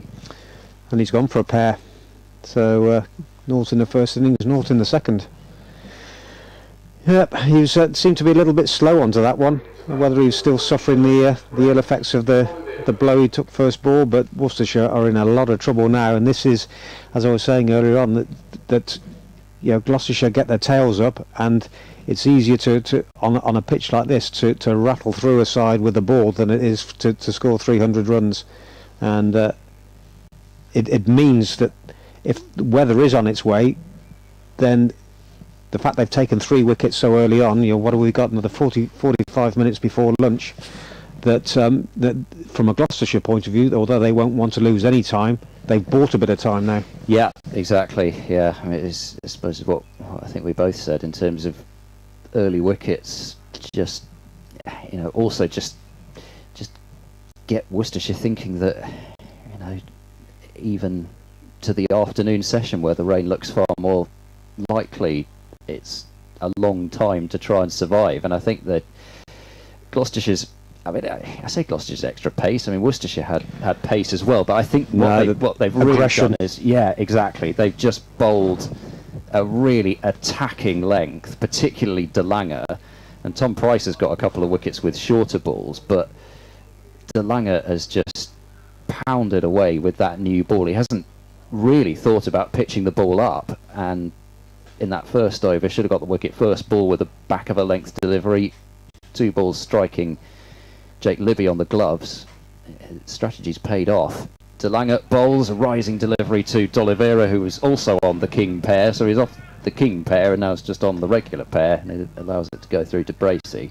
No, I wasn't here for the first day, so I can't comment on that, but from what I've seen in this, what are we in, the 5th over, it's chalk and cheese in terms of the bowling, and it's pure aggression that these two have come out with, and it looks as though they're playing on a different pitch, doesn't it? Yeah, I mean, there were signs of the pitch misbehaving, but I think De Lange's found the spot to hit to try and get it consistently, potentially to rear up on these Worcestershire batters. Last delivery of the over just defended out towards Van Buren at mid-off, and the end of that over. So 5 overs have been bowled. Worcestershire have lost 3 wickets. They're going along pretty well in terms of the runs, but with still 273 more to get at the moment, that's less of an issue. Message in from Simon Taylor along similar lines, I think, to yours in terms of the lottery numbers, as I think Tom needs to share his Euro Millions numbers and let everyone benefit from how things are going for him. Yep, well, you've got to enjoy the moments while you can, because there'll be periods as he starts a new over, bowling to Libby, who drives on the walk up to mid-on and there's no run, because there'll be plenty of occasions where you go through troughs both with the batter and the ball, and everything seems so difficult that you've got to enjoy those periods and occasions where everything's going right for you. And I can't remember who it was that was saying that in cricket there are more bad days than good days, or bad moments. You know, every time you're out, regardless of how many you scored, it's a bad moment. 3 slips, in fact, just plays that a little bit late, Libby, onto the leg side. Good delivery from the bowler. It's more of a 5th slip, so got 1st, 2nd, 3rd, then a gap, and not really wide enough to be the gully, more of a 5th slip in there, or a wide 4th. So attacking for the right-handed Libby, a point, shortish mid-wicket. Spice bowls and, well, just took the bottom of the bat there as he was trying to withdraw it. As Libby, he's got a strange leave when he holds the bat above his head when he's doing a leave. As the ball passes, he normally turns towards the square leg umpire. So it's not the orthodox, bat held high and hold the pose. It's kind of held high and then just turn face towards the umpire. On that occasion, though, I think he was just trying to leave it, but a little bit too late. Here, nice shot off the toes, beats mid-wicket. The ball won't reach the boundary, though, in this damp outfield. They're through for 2, that's all they will get. These two are very quick between the wickets, and if there's any opportunity to turn 2 into 3, it'll be these two. But have to be content with 2, and Libby moving on to 14, and the score 30 for 3. I was trying to work out whether that inadvertent shot was the first time Jack Taylor had actually touched the ball in any anger in the match. I mean, in terms of being in the field, didn't have a catch in the first innings. Libby leaves his next delivery outside the off stump. Didn't have to play at that one at all. 2 wide from Tom Price. Yeah, he's taken 2 wickets, but so far he's not quite found that same line and length that got him the hat-trick in that first innings. But goes back to the Euro Million statement, really. He's just been able to bang it in halfway down, and he's got a couple of wickets. Especially the Azhar Ali one, which Libby takes the hand off the bat as the ball came onto him quicker than he anticipated. End of the over at 30 for 3.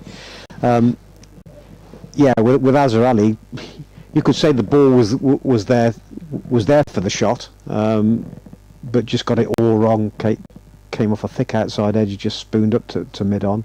That of course, if you get it right and you clear the infield, everyone's saying it's a great shot. When you're out to it in the manner that he was, then it's a really bad shot. Yeah, right.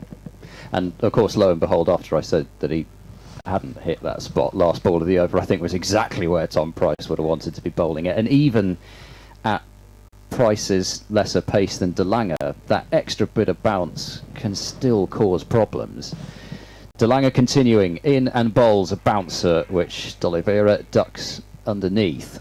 So, a genuine bouncer there from De Lange. The short leg is out, and they've got a mid-wicket in place. So, if you're going to, I suppose, go for the genuine bumper, then you probably want to have that fielder at mid-wicket. But I suppose there would be some saying, why not have both? In comes De Lange, steams in again and bowls, and the ball has come off D'Oliveira's glove again, I think. Well, first time it's happened to D'Oliveira, but one of several already in just a short innings so far. And you see that, and if you're Gloucestershire, I think you've got to be thinking, surely, maybe we do need to get that short leg back in, because I obviously wouldn't have caught that one, but it's a mode of dismissal that you're going to get with De Lange bowling like this. He whipped the glove off straight away, D'Oliveira there. Was caught on the thumb, I think. Here is De Lange. Slings another one down, and D'Oliveira's, I think, actually in the end dropped the hands quite well on that one. It looked to me as if he played that one fairly well. He kind of inclined the hands towards the ball, but then realised that it wasn't there for the shot, and I think managed to withdraw the bat from it. But I mean, this pitch is looking all of a sudden like a minefield. Well, the thing for these two batters, he's into his 4th over now, De Lange. How many overs can he bowl with this venom? Here he comes, he's there now and bowls, and dropped into the leg side by D'Oliveira out towards mid-wicket for no run. Even a delivery like that just does not look comfortable, and it's just kind of the case of how do you put the deliveries which are misbehaving out of your mind. It's really tricky out there. I mean, it's not, and the other thing is, whilst it's nasty to be out there batting, it's not yet quite at the level where it's dangerous. De Lange bowls. He's fended that one off as D'Oliveira and dropped the bat, and he just had to make sure that that bat didn't go down onto the stumps for a moment. I thought he was going to drop his bat and be out, hit wicket, but this looks to have really done him some damage. Yeah, that's not nice to see. And well, I said that I didn't think it was getting towards the dangerous level, but I've never seen D'Oliveira go down like that, and it's not one that's gone off quite quickly. He's back on his feet, but walking away from the stumps over on that far side. That's a real painful one. When you see someone go down like that and it's a hand or arm, then you fear the worst. Yeah, no. But it's venom. I don't think it's pitch. I think it's venom that De Lange's really attacking. And having watched the Worcestershire bowlers, Tong was the only one that's got anything out of the pitch that anything resembling what these two have got out of it. You just don't see much of this in county cricket, do you? You just don't see much of the kind of fast surface, fast bowler banging it in and testing the technique on the back foot. And what I was going to say was, I said it's not dangerous. Again, that delivery, in terms of being unsafe, I suppose, rather than dangerous, there's that sort of distinction. It's a dangerous delivery because it's heading right for your gloves and your arm, but it wasn't a ball which would have the umpires kind of getting twitchy as far as this is actually a dangerous ball. I think what I'd be doing now is I'd be calling for helmets. I'd be having a few round the bat, because that's, if he's able to continue, it's going to put doubt in That's twice in this over he's been wrapped, and you think, life's got to be uncomfortable. You're going to be very nervous about anything coming at you here, and I'd certainly have someone close in on the leg side for De Lange for sure. I mean, it's one of those things, isn't it, where you don't want to see anybody get injured. Absolutely you don't. But it's nice to see some hostile fast bowling at the same time, because, like I say, it's just, county cricket is so often maligned as this constant kind of fast, medium pace, bowl it on a length and hope it does something. And here we've got something totally different. We've got somebody trying to bowl as quickly as they can with a pitch which is fast and isn't totally consistent in terms of the bounce, and so it's exciting to watch, but obviously at the same time you really hope that Brett D'Oliveira's okay and can continue. I'd be surprised if he continues. The amount of attention he's getting out there, and the way he went, it hurt so much. Normally a batsman's first instinct is not to get out, or if you're going to drop the bat, you drop it away from the stumps. That was so much pain that he threw the bat and didn't care where it landed. It really did go very close to hitting the stumps, and if the bat hits the stumps, it's still hit wicket. Nowadays, actually, if the helmet comes off and hits the stumps, you're not out. It used to be that still was out, because that's what happened to Kevin Peterson quite a long time back. I can't remember whether I think he got hit on the helmet, and the ball and the helmet, came flying off onto the stumps, and he was out, hit wicket. But if it's the bat, then you've got no such protection under the laws of the game. Well, I think the umpires are saying he's probably had long enough now, and they've got to make a decision. They've both gone over to the physio's still out there. He may give it one delivery and see if he can hold the bat, but where are we? There's still one ball left of this over to face from De Lange if he can continue. Well, he's coming off. I think he's got to, doesn't he? Because especially because he can come back out again. Yeah, he's coming off. There's half an hour to go until lunch, so that potentially gives him some more time to receive some attention. But I suspect it's probably going to be a case of he's going to have to go off and have a scan, because that's just what happens now, I should think. I mean, it may be that if Worcestershire are battling later on in the day, that he might be able to come back later on, but I would think as a precaution, because the whole season has to be thought of, not just this one game, that he probably is going to have to go off and get it scanned. Well, that's the top four gone. I mean, we're just surmising at the moment, but as I say, the way the way he threw that bat down, that's no ordinary just a normal blow that you get on the finger, or well, it's the hand, isn't it, that he's got it on. That might be a very bad one. So Matthew Waite coming out, so that means that Pollock, Azhar Ali, Haynes and now D'Oliveira back in the hutch. Well, if he's going for a scan, good luck with that one at the hospital here, because we'll see him a week on Tuesday, I would imagine. Well, yes.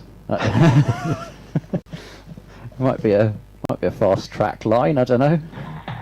Cricket today, it's Worcestershire playing Gloucestershire at New Road. It's the fourth and final day of their LV So County Matthew Waite, Championship the new match. batter out there. Let's go live to the ground now, shall we? Live to New Road and join BBC Hereford and Worcester's Chris Williams. Well, Worcestershire are in all sorts of trouble here. They've been set a target of 301 after the visitors declared this morning on 226 for 4, and they've lost 3 wickets already, and the captain is back in the pavilion as well with an injured hand.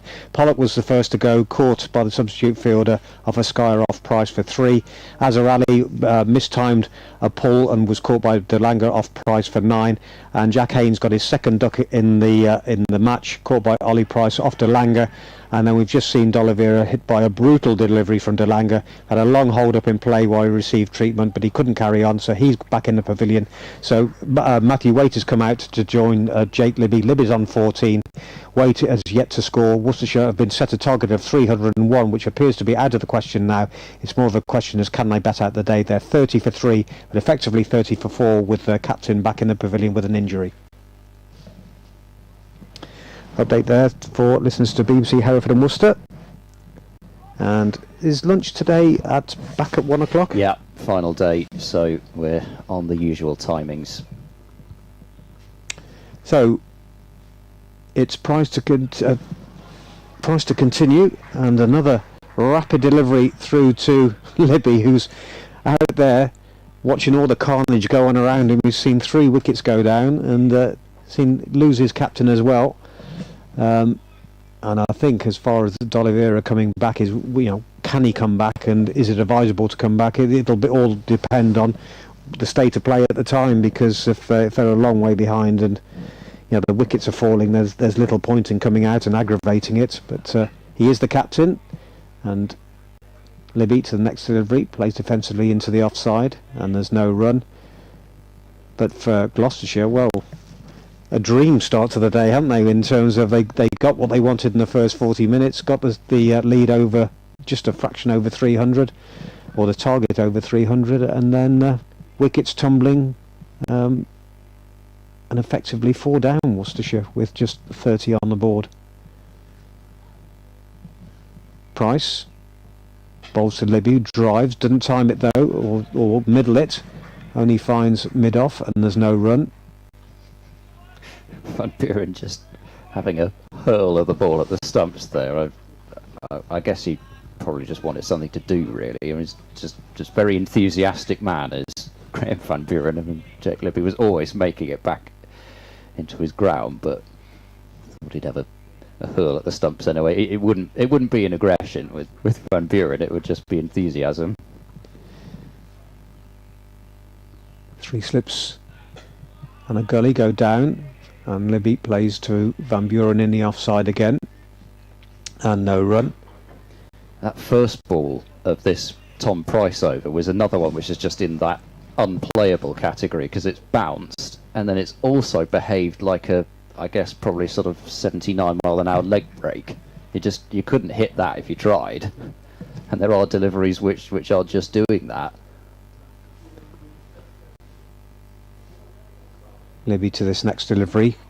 Well, may have been beaten outside the off stump. The fact there's no histrionics indicates that he was probably a long way from it and may have just played inside the line of it. Difficult to see from the angle we're at. If the bowler's at 12 o'clock, we're down around about the 5. So it's difficult to actually see the line of the delivery. I've had another look at it again, and it was an absolute beauty. It's pretty much where he was bowling for the hat trick. It's gone pretty much over off stump. Yeah.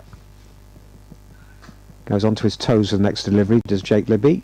Finds the gap between 2 fielders in the covers, and through for a run, which I'm not sure from his point of view will be the greatest run he's ever had, because it's the last ball of the over, so he keeps the strike, and De Lange is like a predator out there. As soon as that last ball was delivered, he's marching towards the other end, stripping his jumper off, and just expecting to stop beating his chest here. His tail is up, and he's up for this. And Libby, well, might be one of those who think, oh, I'm not sure I did the best thing there, pinching a run there. 31 for 3 at the end of that over. Libby on 15, facing up now to the De Lange. Yeah. Got to come in and face some more, I'm afraid. There's a short leg back in place now. The 3 slips and the gully. Fielders moved from mid-wicket to square leg. So it's De Lange in and bowling to Libby, who plays a really loose drive outside the off stump to it, and it goes through to Bracey as he doesn't nick it. It's hard to blame Libby, really, when you've got the ball doing all sorts, but yeah, it's just a fish, isn't it? That was a shot of a man where the situation's got, it's De Lange's aggression has got to him. In comes De Lange in and bowls to Libby, dropped into the leg side. There's no mid-on, so short leg's got to come and do the fielding. It's Marcus Harris who's under the helmet, and Libby gets a single that he will be rather more glad to take. He's on to 16, 32 for 3. Yep. I spoke to Marchand De Lange for the first time after the second day of Gloucestershire against Glamorgan at Cardiff. He'd bowled 21 overs in the day, and he'd bowled quite well. He'd taken 3 wickets, I think. De Lange bowls a bouncer to Waits way down the leg side and has beaten the dive of Bracey, and unfortunately for the Gloucestershire keeper, that's going to go down as 4 byes. If there was anything he could have done about that one. 4 runs to the total, which is 36 for 3, and that means the requirement for Worcestershire 265. But I spoke to him after that, and you would have thought that he'd bowled about 10 overs in the day and had taken 7 wickets. Just beaming from ear to ear. This is a great day because I've had the chance to bowl. That's how he sees it. Every time he goes out to bowl is living the dream. De Lange bowls to Waits, who defends robustly up the pitch, back to the South African, and there is no run. And it's just great to talk to people like that, because you don't get much from everybody. You don't, and fair enough, everyone's got their own way of dealing with media and that sort of thing. But he's a lovely man, is De Lange, unless you're having to face him with ball in hand. He comes in now and bowls, and that's a nice looking push into the gap by Waite to get off the mark. Just going to be the single, and 37 for 3 is the score, which will bring Livy back on strike with just 1 ball left in the over. De Lange, I should imagine he'd struggle to wrestle the ball out of his hand for the next one, but even Graham Van Buren might be able to prize the ball out of his hand after that, and we might see a bit of Dale potentially coming off his first-class career best 6 foot. De Lange in and bowls. Lovely shot from Libby, which is actually going to bring 1 run in the end, as Van Buren slides across from mid-off. I thought that one was actually heading for the extra cover gap, but Van Buren cuts it off. It's just a single to end the over. Libby 17, Waite 1, Worcestershire 38 for 3, but with Brett D'Oliveira having gone off, retired, hurt, with a nasty blow to the gloves from Marchand De Lange. Yeah, he's bowled 5 overs now, so he can probably keep bowling, but can you keep bowling with that amount of venom? So I think it's about trying to see bowlers off, and it's something that when you're on the outside of it, whether you're commentating or you're just watching the game, it seems so obvious, but so many times. And Rashid Khan, for me, is a prime example. When he comes on and bowls in T20, how often there's 2 balls left in his spell or something like that, and they still try and go after him, and he picks up wickets, and you think, no, just see him through for a couple of balls. Look to score off at other people, but it's the mind plays tricks, doesn't it? You just don't think clearly when you're under pressure. It's Price starts a new over from the Diglis end, bowling to Libby. Big stride forward, drives to Van Buren in the offside, and there's no run. Just to at least, I suppose, put a check on Gloucestershire optimism, the forecast that I'm looking at is still saying 90% chance of rain at 2 o'clock and 3 o'clock, 80% chance of rain at 4 and 5. So if you're Gloucestershire, you've probably still got to think we've got to have a couple more out before lunch. Yeah. 20 minutes to go before the interval, and Libby's beaten outside the off stump there. It's not for the first time today. He's got that. He's got a lively pace, hasn't he, Price? But he's also got that ability to just put a little bit more into the odd delivery, which takes the batter by surprise. Yeah, you know, he just seems to have the knack of having just enough variation, even when he seems to be landing it on a similar spot, and just to get the ball to do enough, and he can move it both ways. He's certainly bowling in rhythm here, and bowls to Libby again, who drives off the thick inside edge up to mid-on, and there's no run.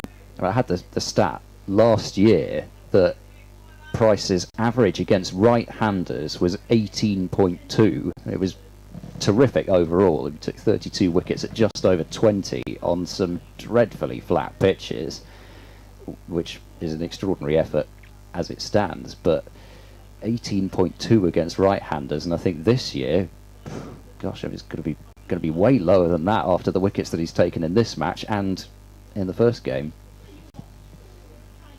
Running towards us, and Libby from within the crease just drops it onto the leg side, and there's no run. I wonder what the sibling rivalry is like in terms of how his brother viewed the events of Thursday.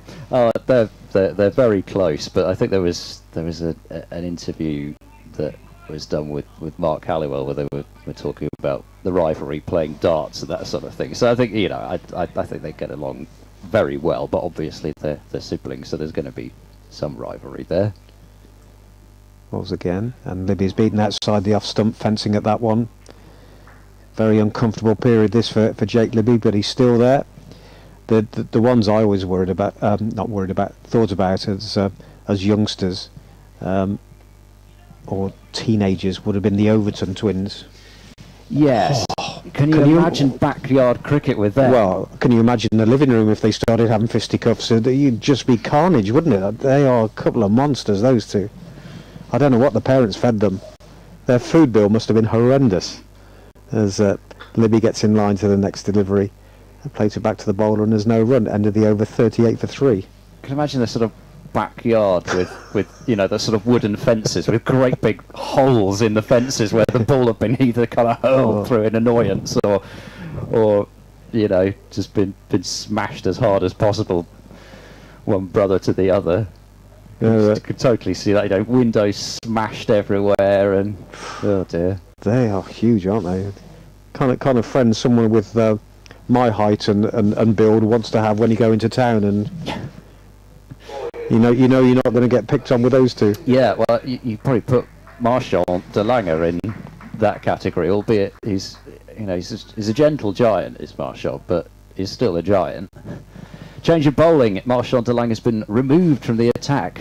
Graham Van Buren's obviously said the right words to him to encourage him not to bowl another over, and it will be Dale to bowl pretty fresh off the back of 6 for 41 in Worcestershire's first innings in 17.1 overs.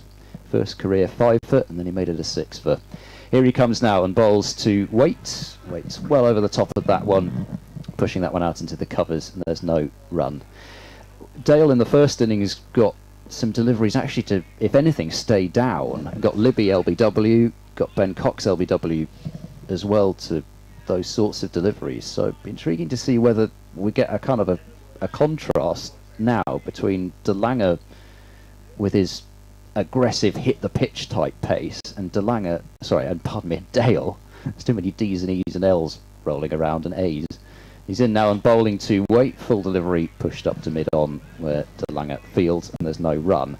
Whether we get a kind of a contrast between de Lange and Dale in terms of what they're getting out of the pitch, and then how Worcestershire deal with that. It may be that they prefer it, but equally I think possibly if they're not careful they might end up playing potentially for more bounce than they actually get.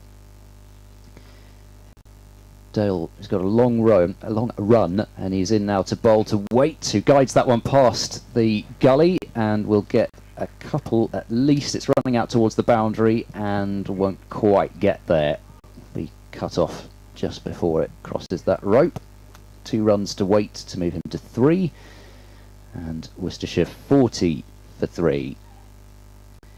Waite so far then looking pretty assured. He's not so far received a rap to the gloves, which to be out there for 7 deliveries and not have had something like that happen to you is quite good going, given what we've seen so far.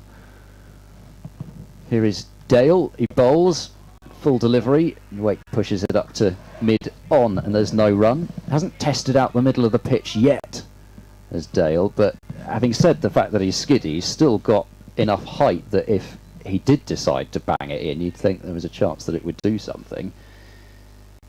But whether he's trying to set Waite up for the short ball at the end of the over, maybe. I think he'll have a plan. Say the weather's looking quite positive at the moment. It's certainly brightening up. Gloucestershire fans won't thank you for saying that. Here comes Dale. He bowls. Waite drives, gets runs again down towards wide third man. Not sure that's quite going to go either with the pace of the outfield. And it's another 2. Waite to 5, and it's 42 for 3. Yeah, to the west, it's been quite gloomy throughout the day, but it's certainly brighter. Some white clouds coming across now, rather than the grey miserable ones that we've seen for most of the day. Yeah, I mean, it has changed very quickly. It did that yesterday. I mean, we seem to go from sunshine to bad light within the space of an hour or so. But at the moment, it doesn't really look like 90% chance of rain at 2. But there's not a great deal of consistency across the different forecasts for here today. That's the thing. Last ball of Dale's first over. He bowls to Waite. Waite on his toes, defending into the covers, picked up by Van Buren, and the end of the over. So just over 10 minutes to go until lunch. There are 73 more overs theoretically remaining in the day's play. I notice Somerset are actually working themselves into a little bit of trouble. They only lead Lancashire by 8, and they're 121 for 4. So what looked to be probably a draw, thanks to a few wickets this morning. A couple for Tom Bailey, 1 for Jimmy. Those cricketers that you really can just refer to by their nickname and everybody knows who you mean. And 1 for George Balderson. So Somerset, they might have a few nerves jangling down the road there. Tom Price to bowl the 12th over from the Diglis end. Also Libby drives nicely, but a good stop, and he's got a good bit of fielding there. We could see overthrows. In fact, we may see 4 overthrows. We do it with... No, it's going to stop inside the boundary, is it? They're still running. It's like club cricket, this, at the moment. A good stop by Van Buren, through at the stumps, because Libby, I think, thought the ball was going to go through the covers towards the boundary. Through at the stumps, missed. The ball was going down to the boundary on the cathedral side of the ground. Looked as though that would get to the boundary, and it didn't. And so, what did they get? 3 in the end. Oh, yeah, all we needed there was for the throw in either to be a wild one or to do what I saw in one of those sort of village cricket type tweets where the throw comes in and hits the batter on the box. That was all that was missing. I actually got 3 in the end. An inside edge onto that one, Matthew Waite. Certainly didn't look comfortable. Ball squirting. No better phrase than that for how that was played to square leg. Just trying to see whether I could see whether had Van Buren hit, whether there would have been trouble there. And there was hesitation. And yeah, he was slow to take off, wasn't he? It wasn't really a single. I think actually he might have just made it in the end, but It's not the sort of run you want to be taking at this stage. No. 45 for 3. Waite is on 5, facing up to Price. That's a nice looking drive, but straight back to the bowler. No ball signalled by the umpire,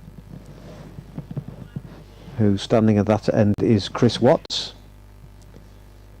Both umpires wearing white hats, Panamas, but thankfully from a commentator's point of view their build gives you a good indication of which umpire is at which end, and I shall leave it at that. I was going to say, what are you saying?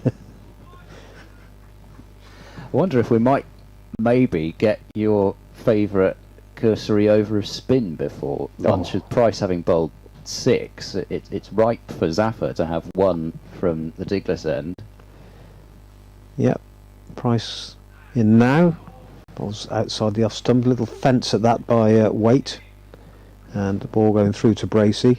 What have we got? 9 minutes to go. I'd be disappointed. I think given where they are, surely at this point of view,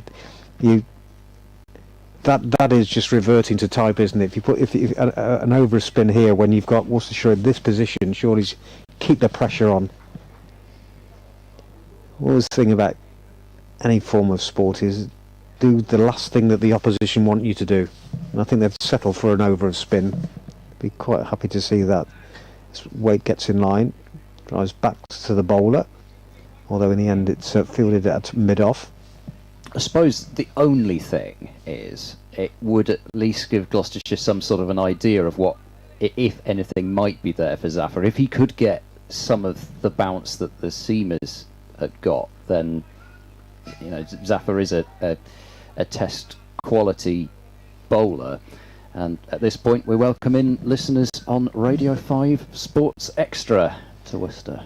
Price bowls again, and Waite dropping the ball into the offside, and there's no run. So another 1 ball left in this over. Waite remaining on 5, 47 for 3. Libby on 20. Just to recap on the innings so far, Worcestershire set 301 to win. Well, that appears to have gone out of the window now, with losing 3 early wickets. Ed Pollock to Price for 3. Hazza Ali also to Price for 9. Jack Haynes getting a pair for the game, caught by Ollie Price off DeLanga.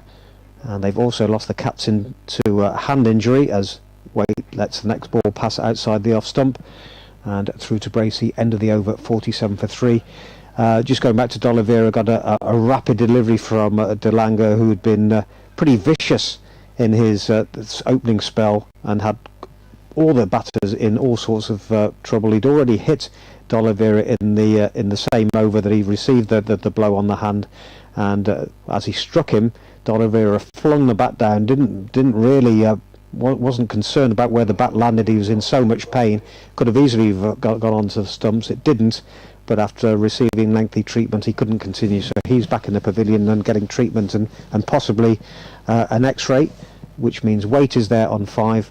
Lib is on 20, 47 for 3.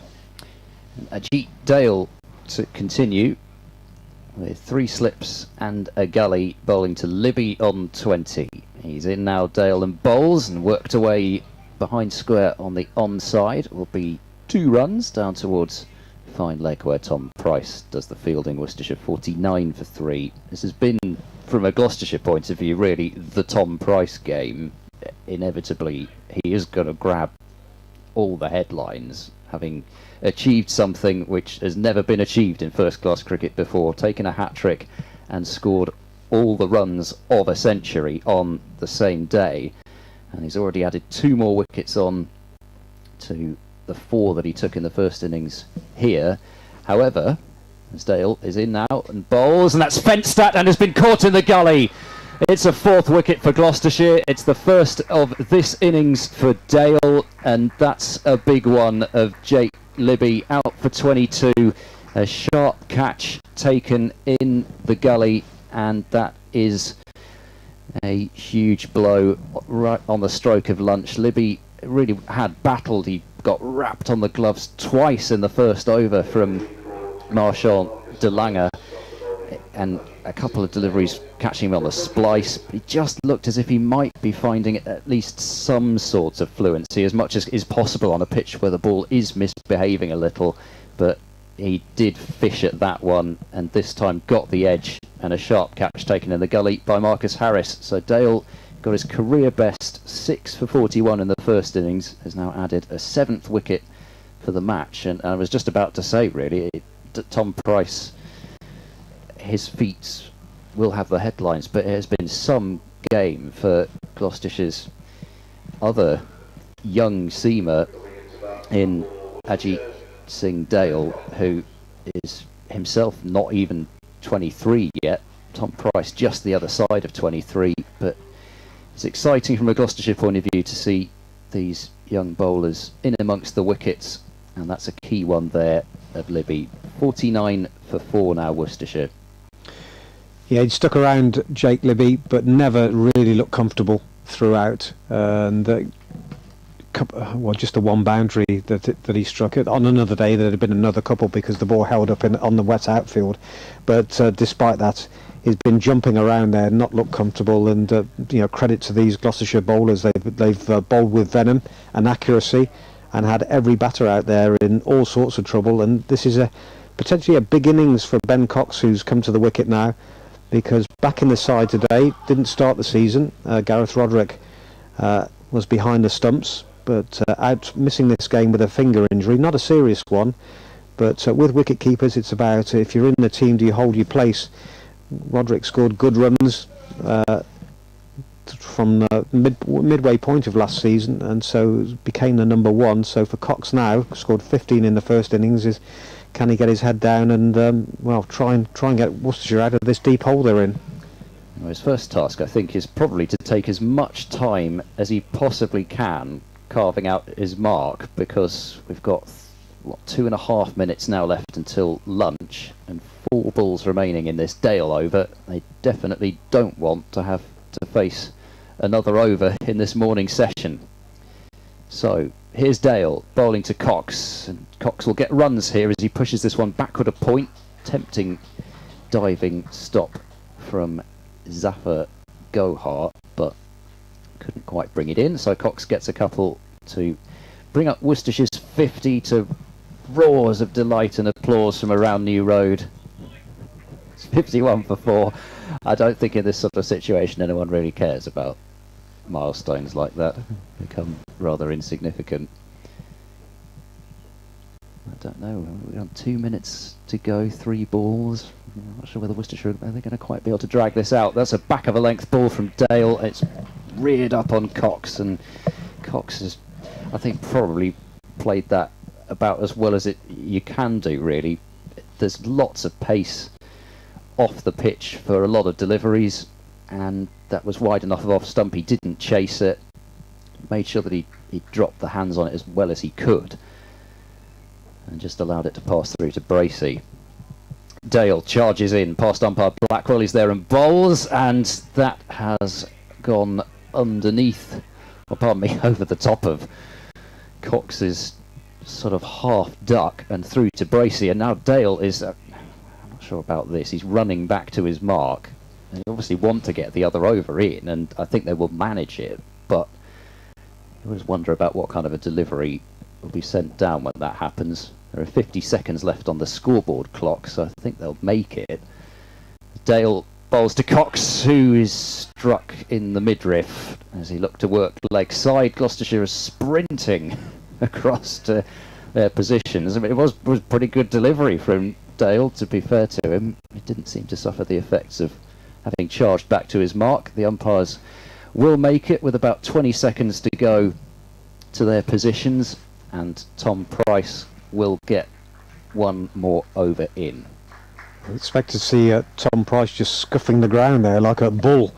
He sprinted to the end of his run, but of course what he needs is the umpire to be in position. Doesn't matter how quickly he's got there, but we are going to see this over as the bells chime for 1, and he's wrapped weight in the midriff, and he's gone down, just about got to his back to his feet again, but not the first time we've seen that from Price in this innings. He caught Haynes' first delivery, and now he's got Waite in a bit of trouble there. Having got back to his feet, he's down on his haunches and taking a few deep breaths.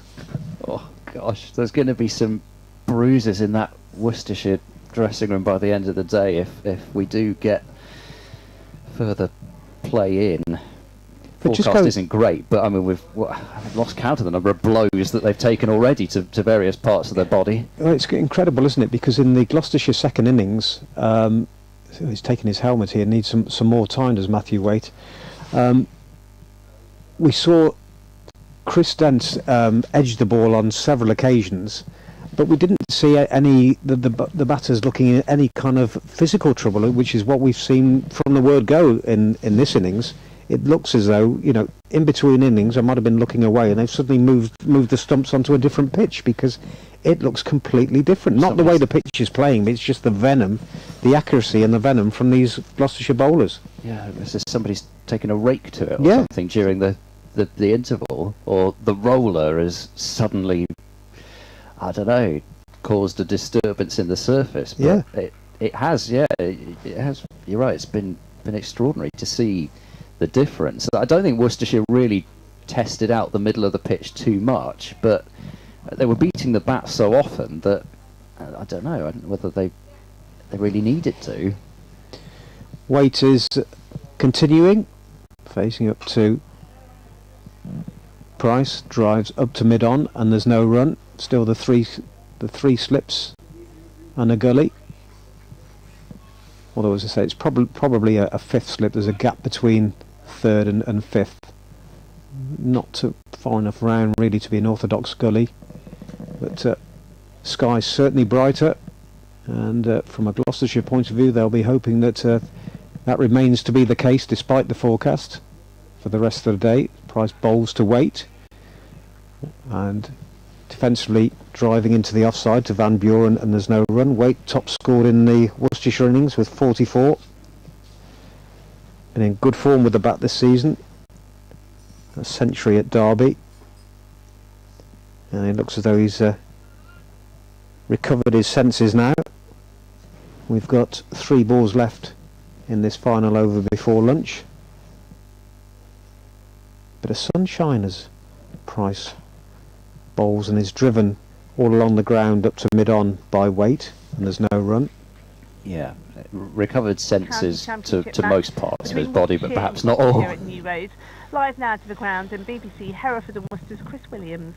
And Worcestershire, having been set 301, are in a lot of trouble. They're 51 for 4, with Waite on 5 and Cox on 2. The man out, Pollock for 3, Azhar Ali for 9, Jack Haynes for 0, making it a pair in the game for him, and Jack Libby, the last man to go, for 22.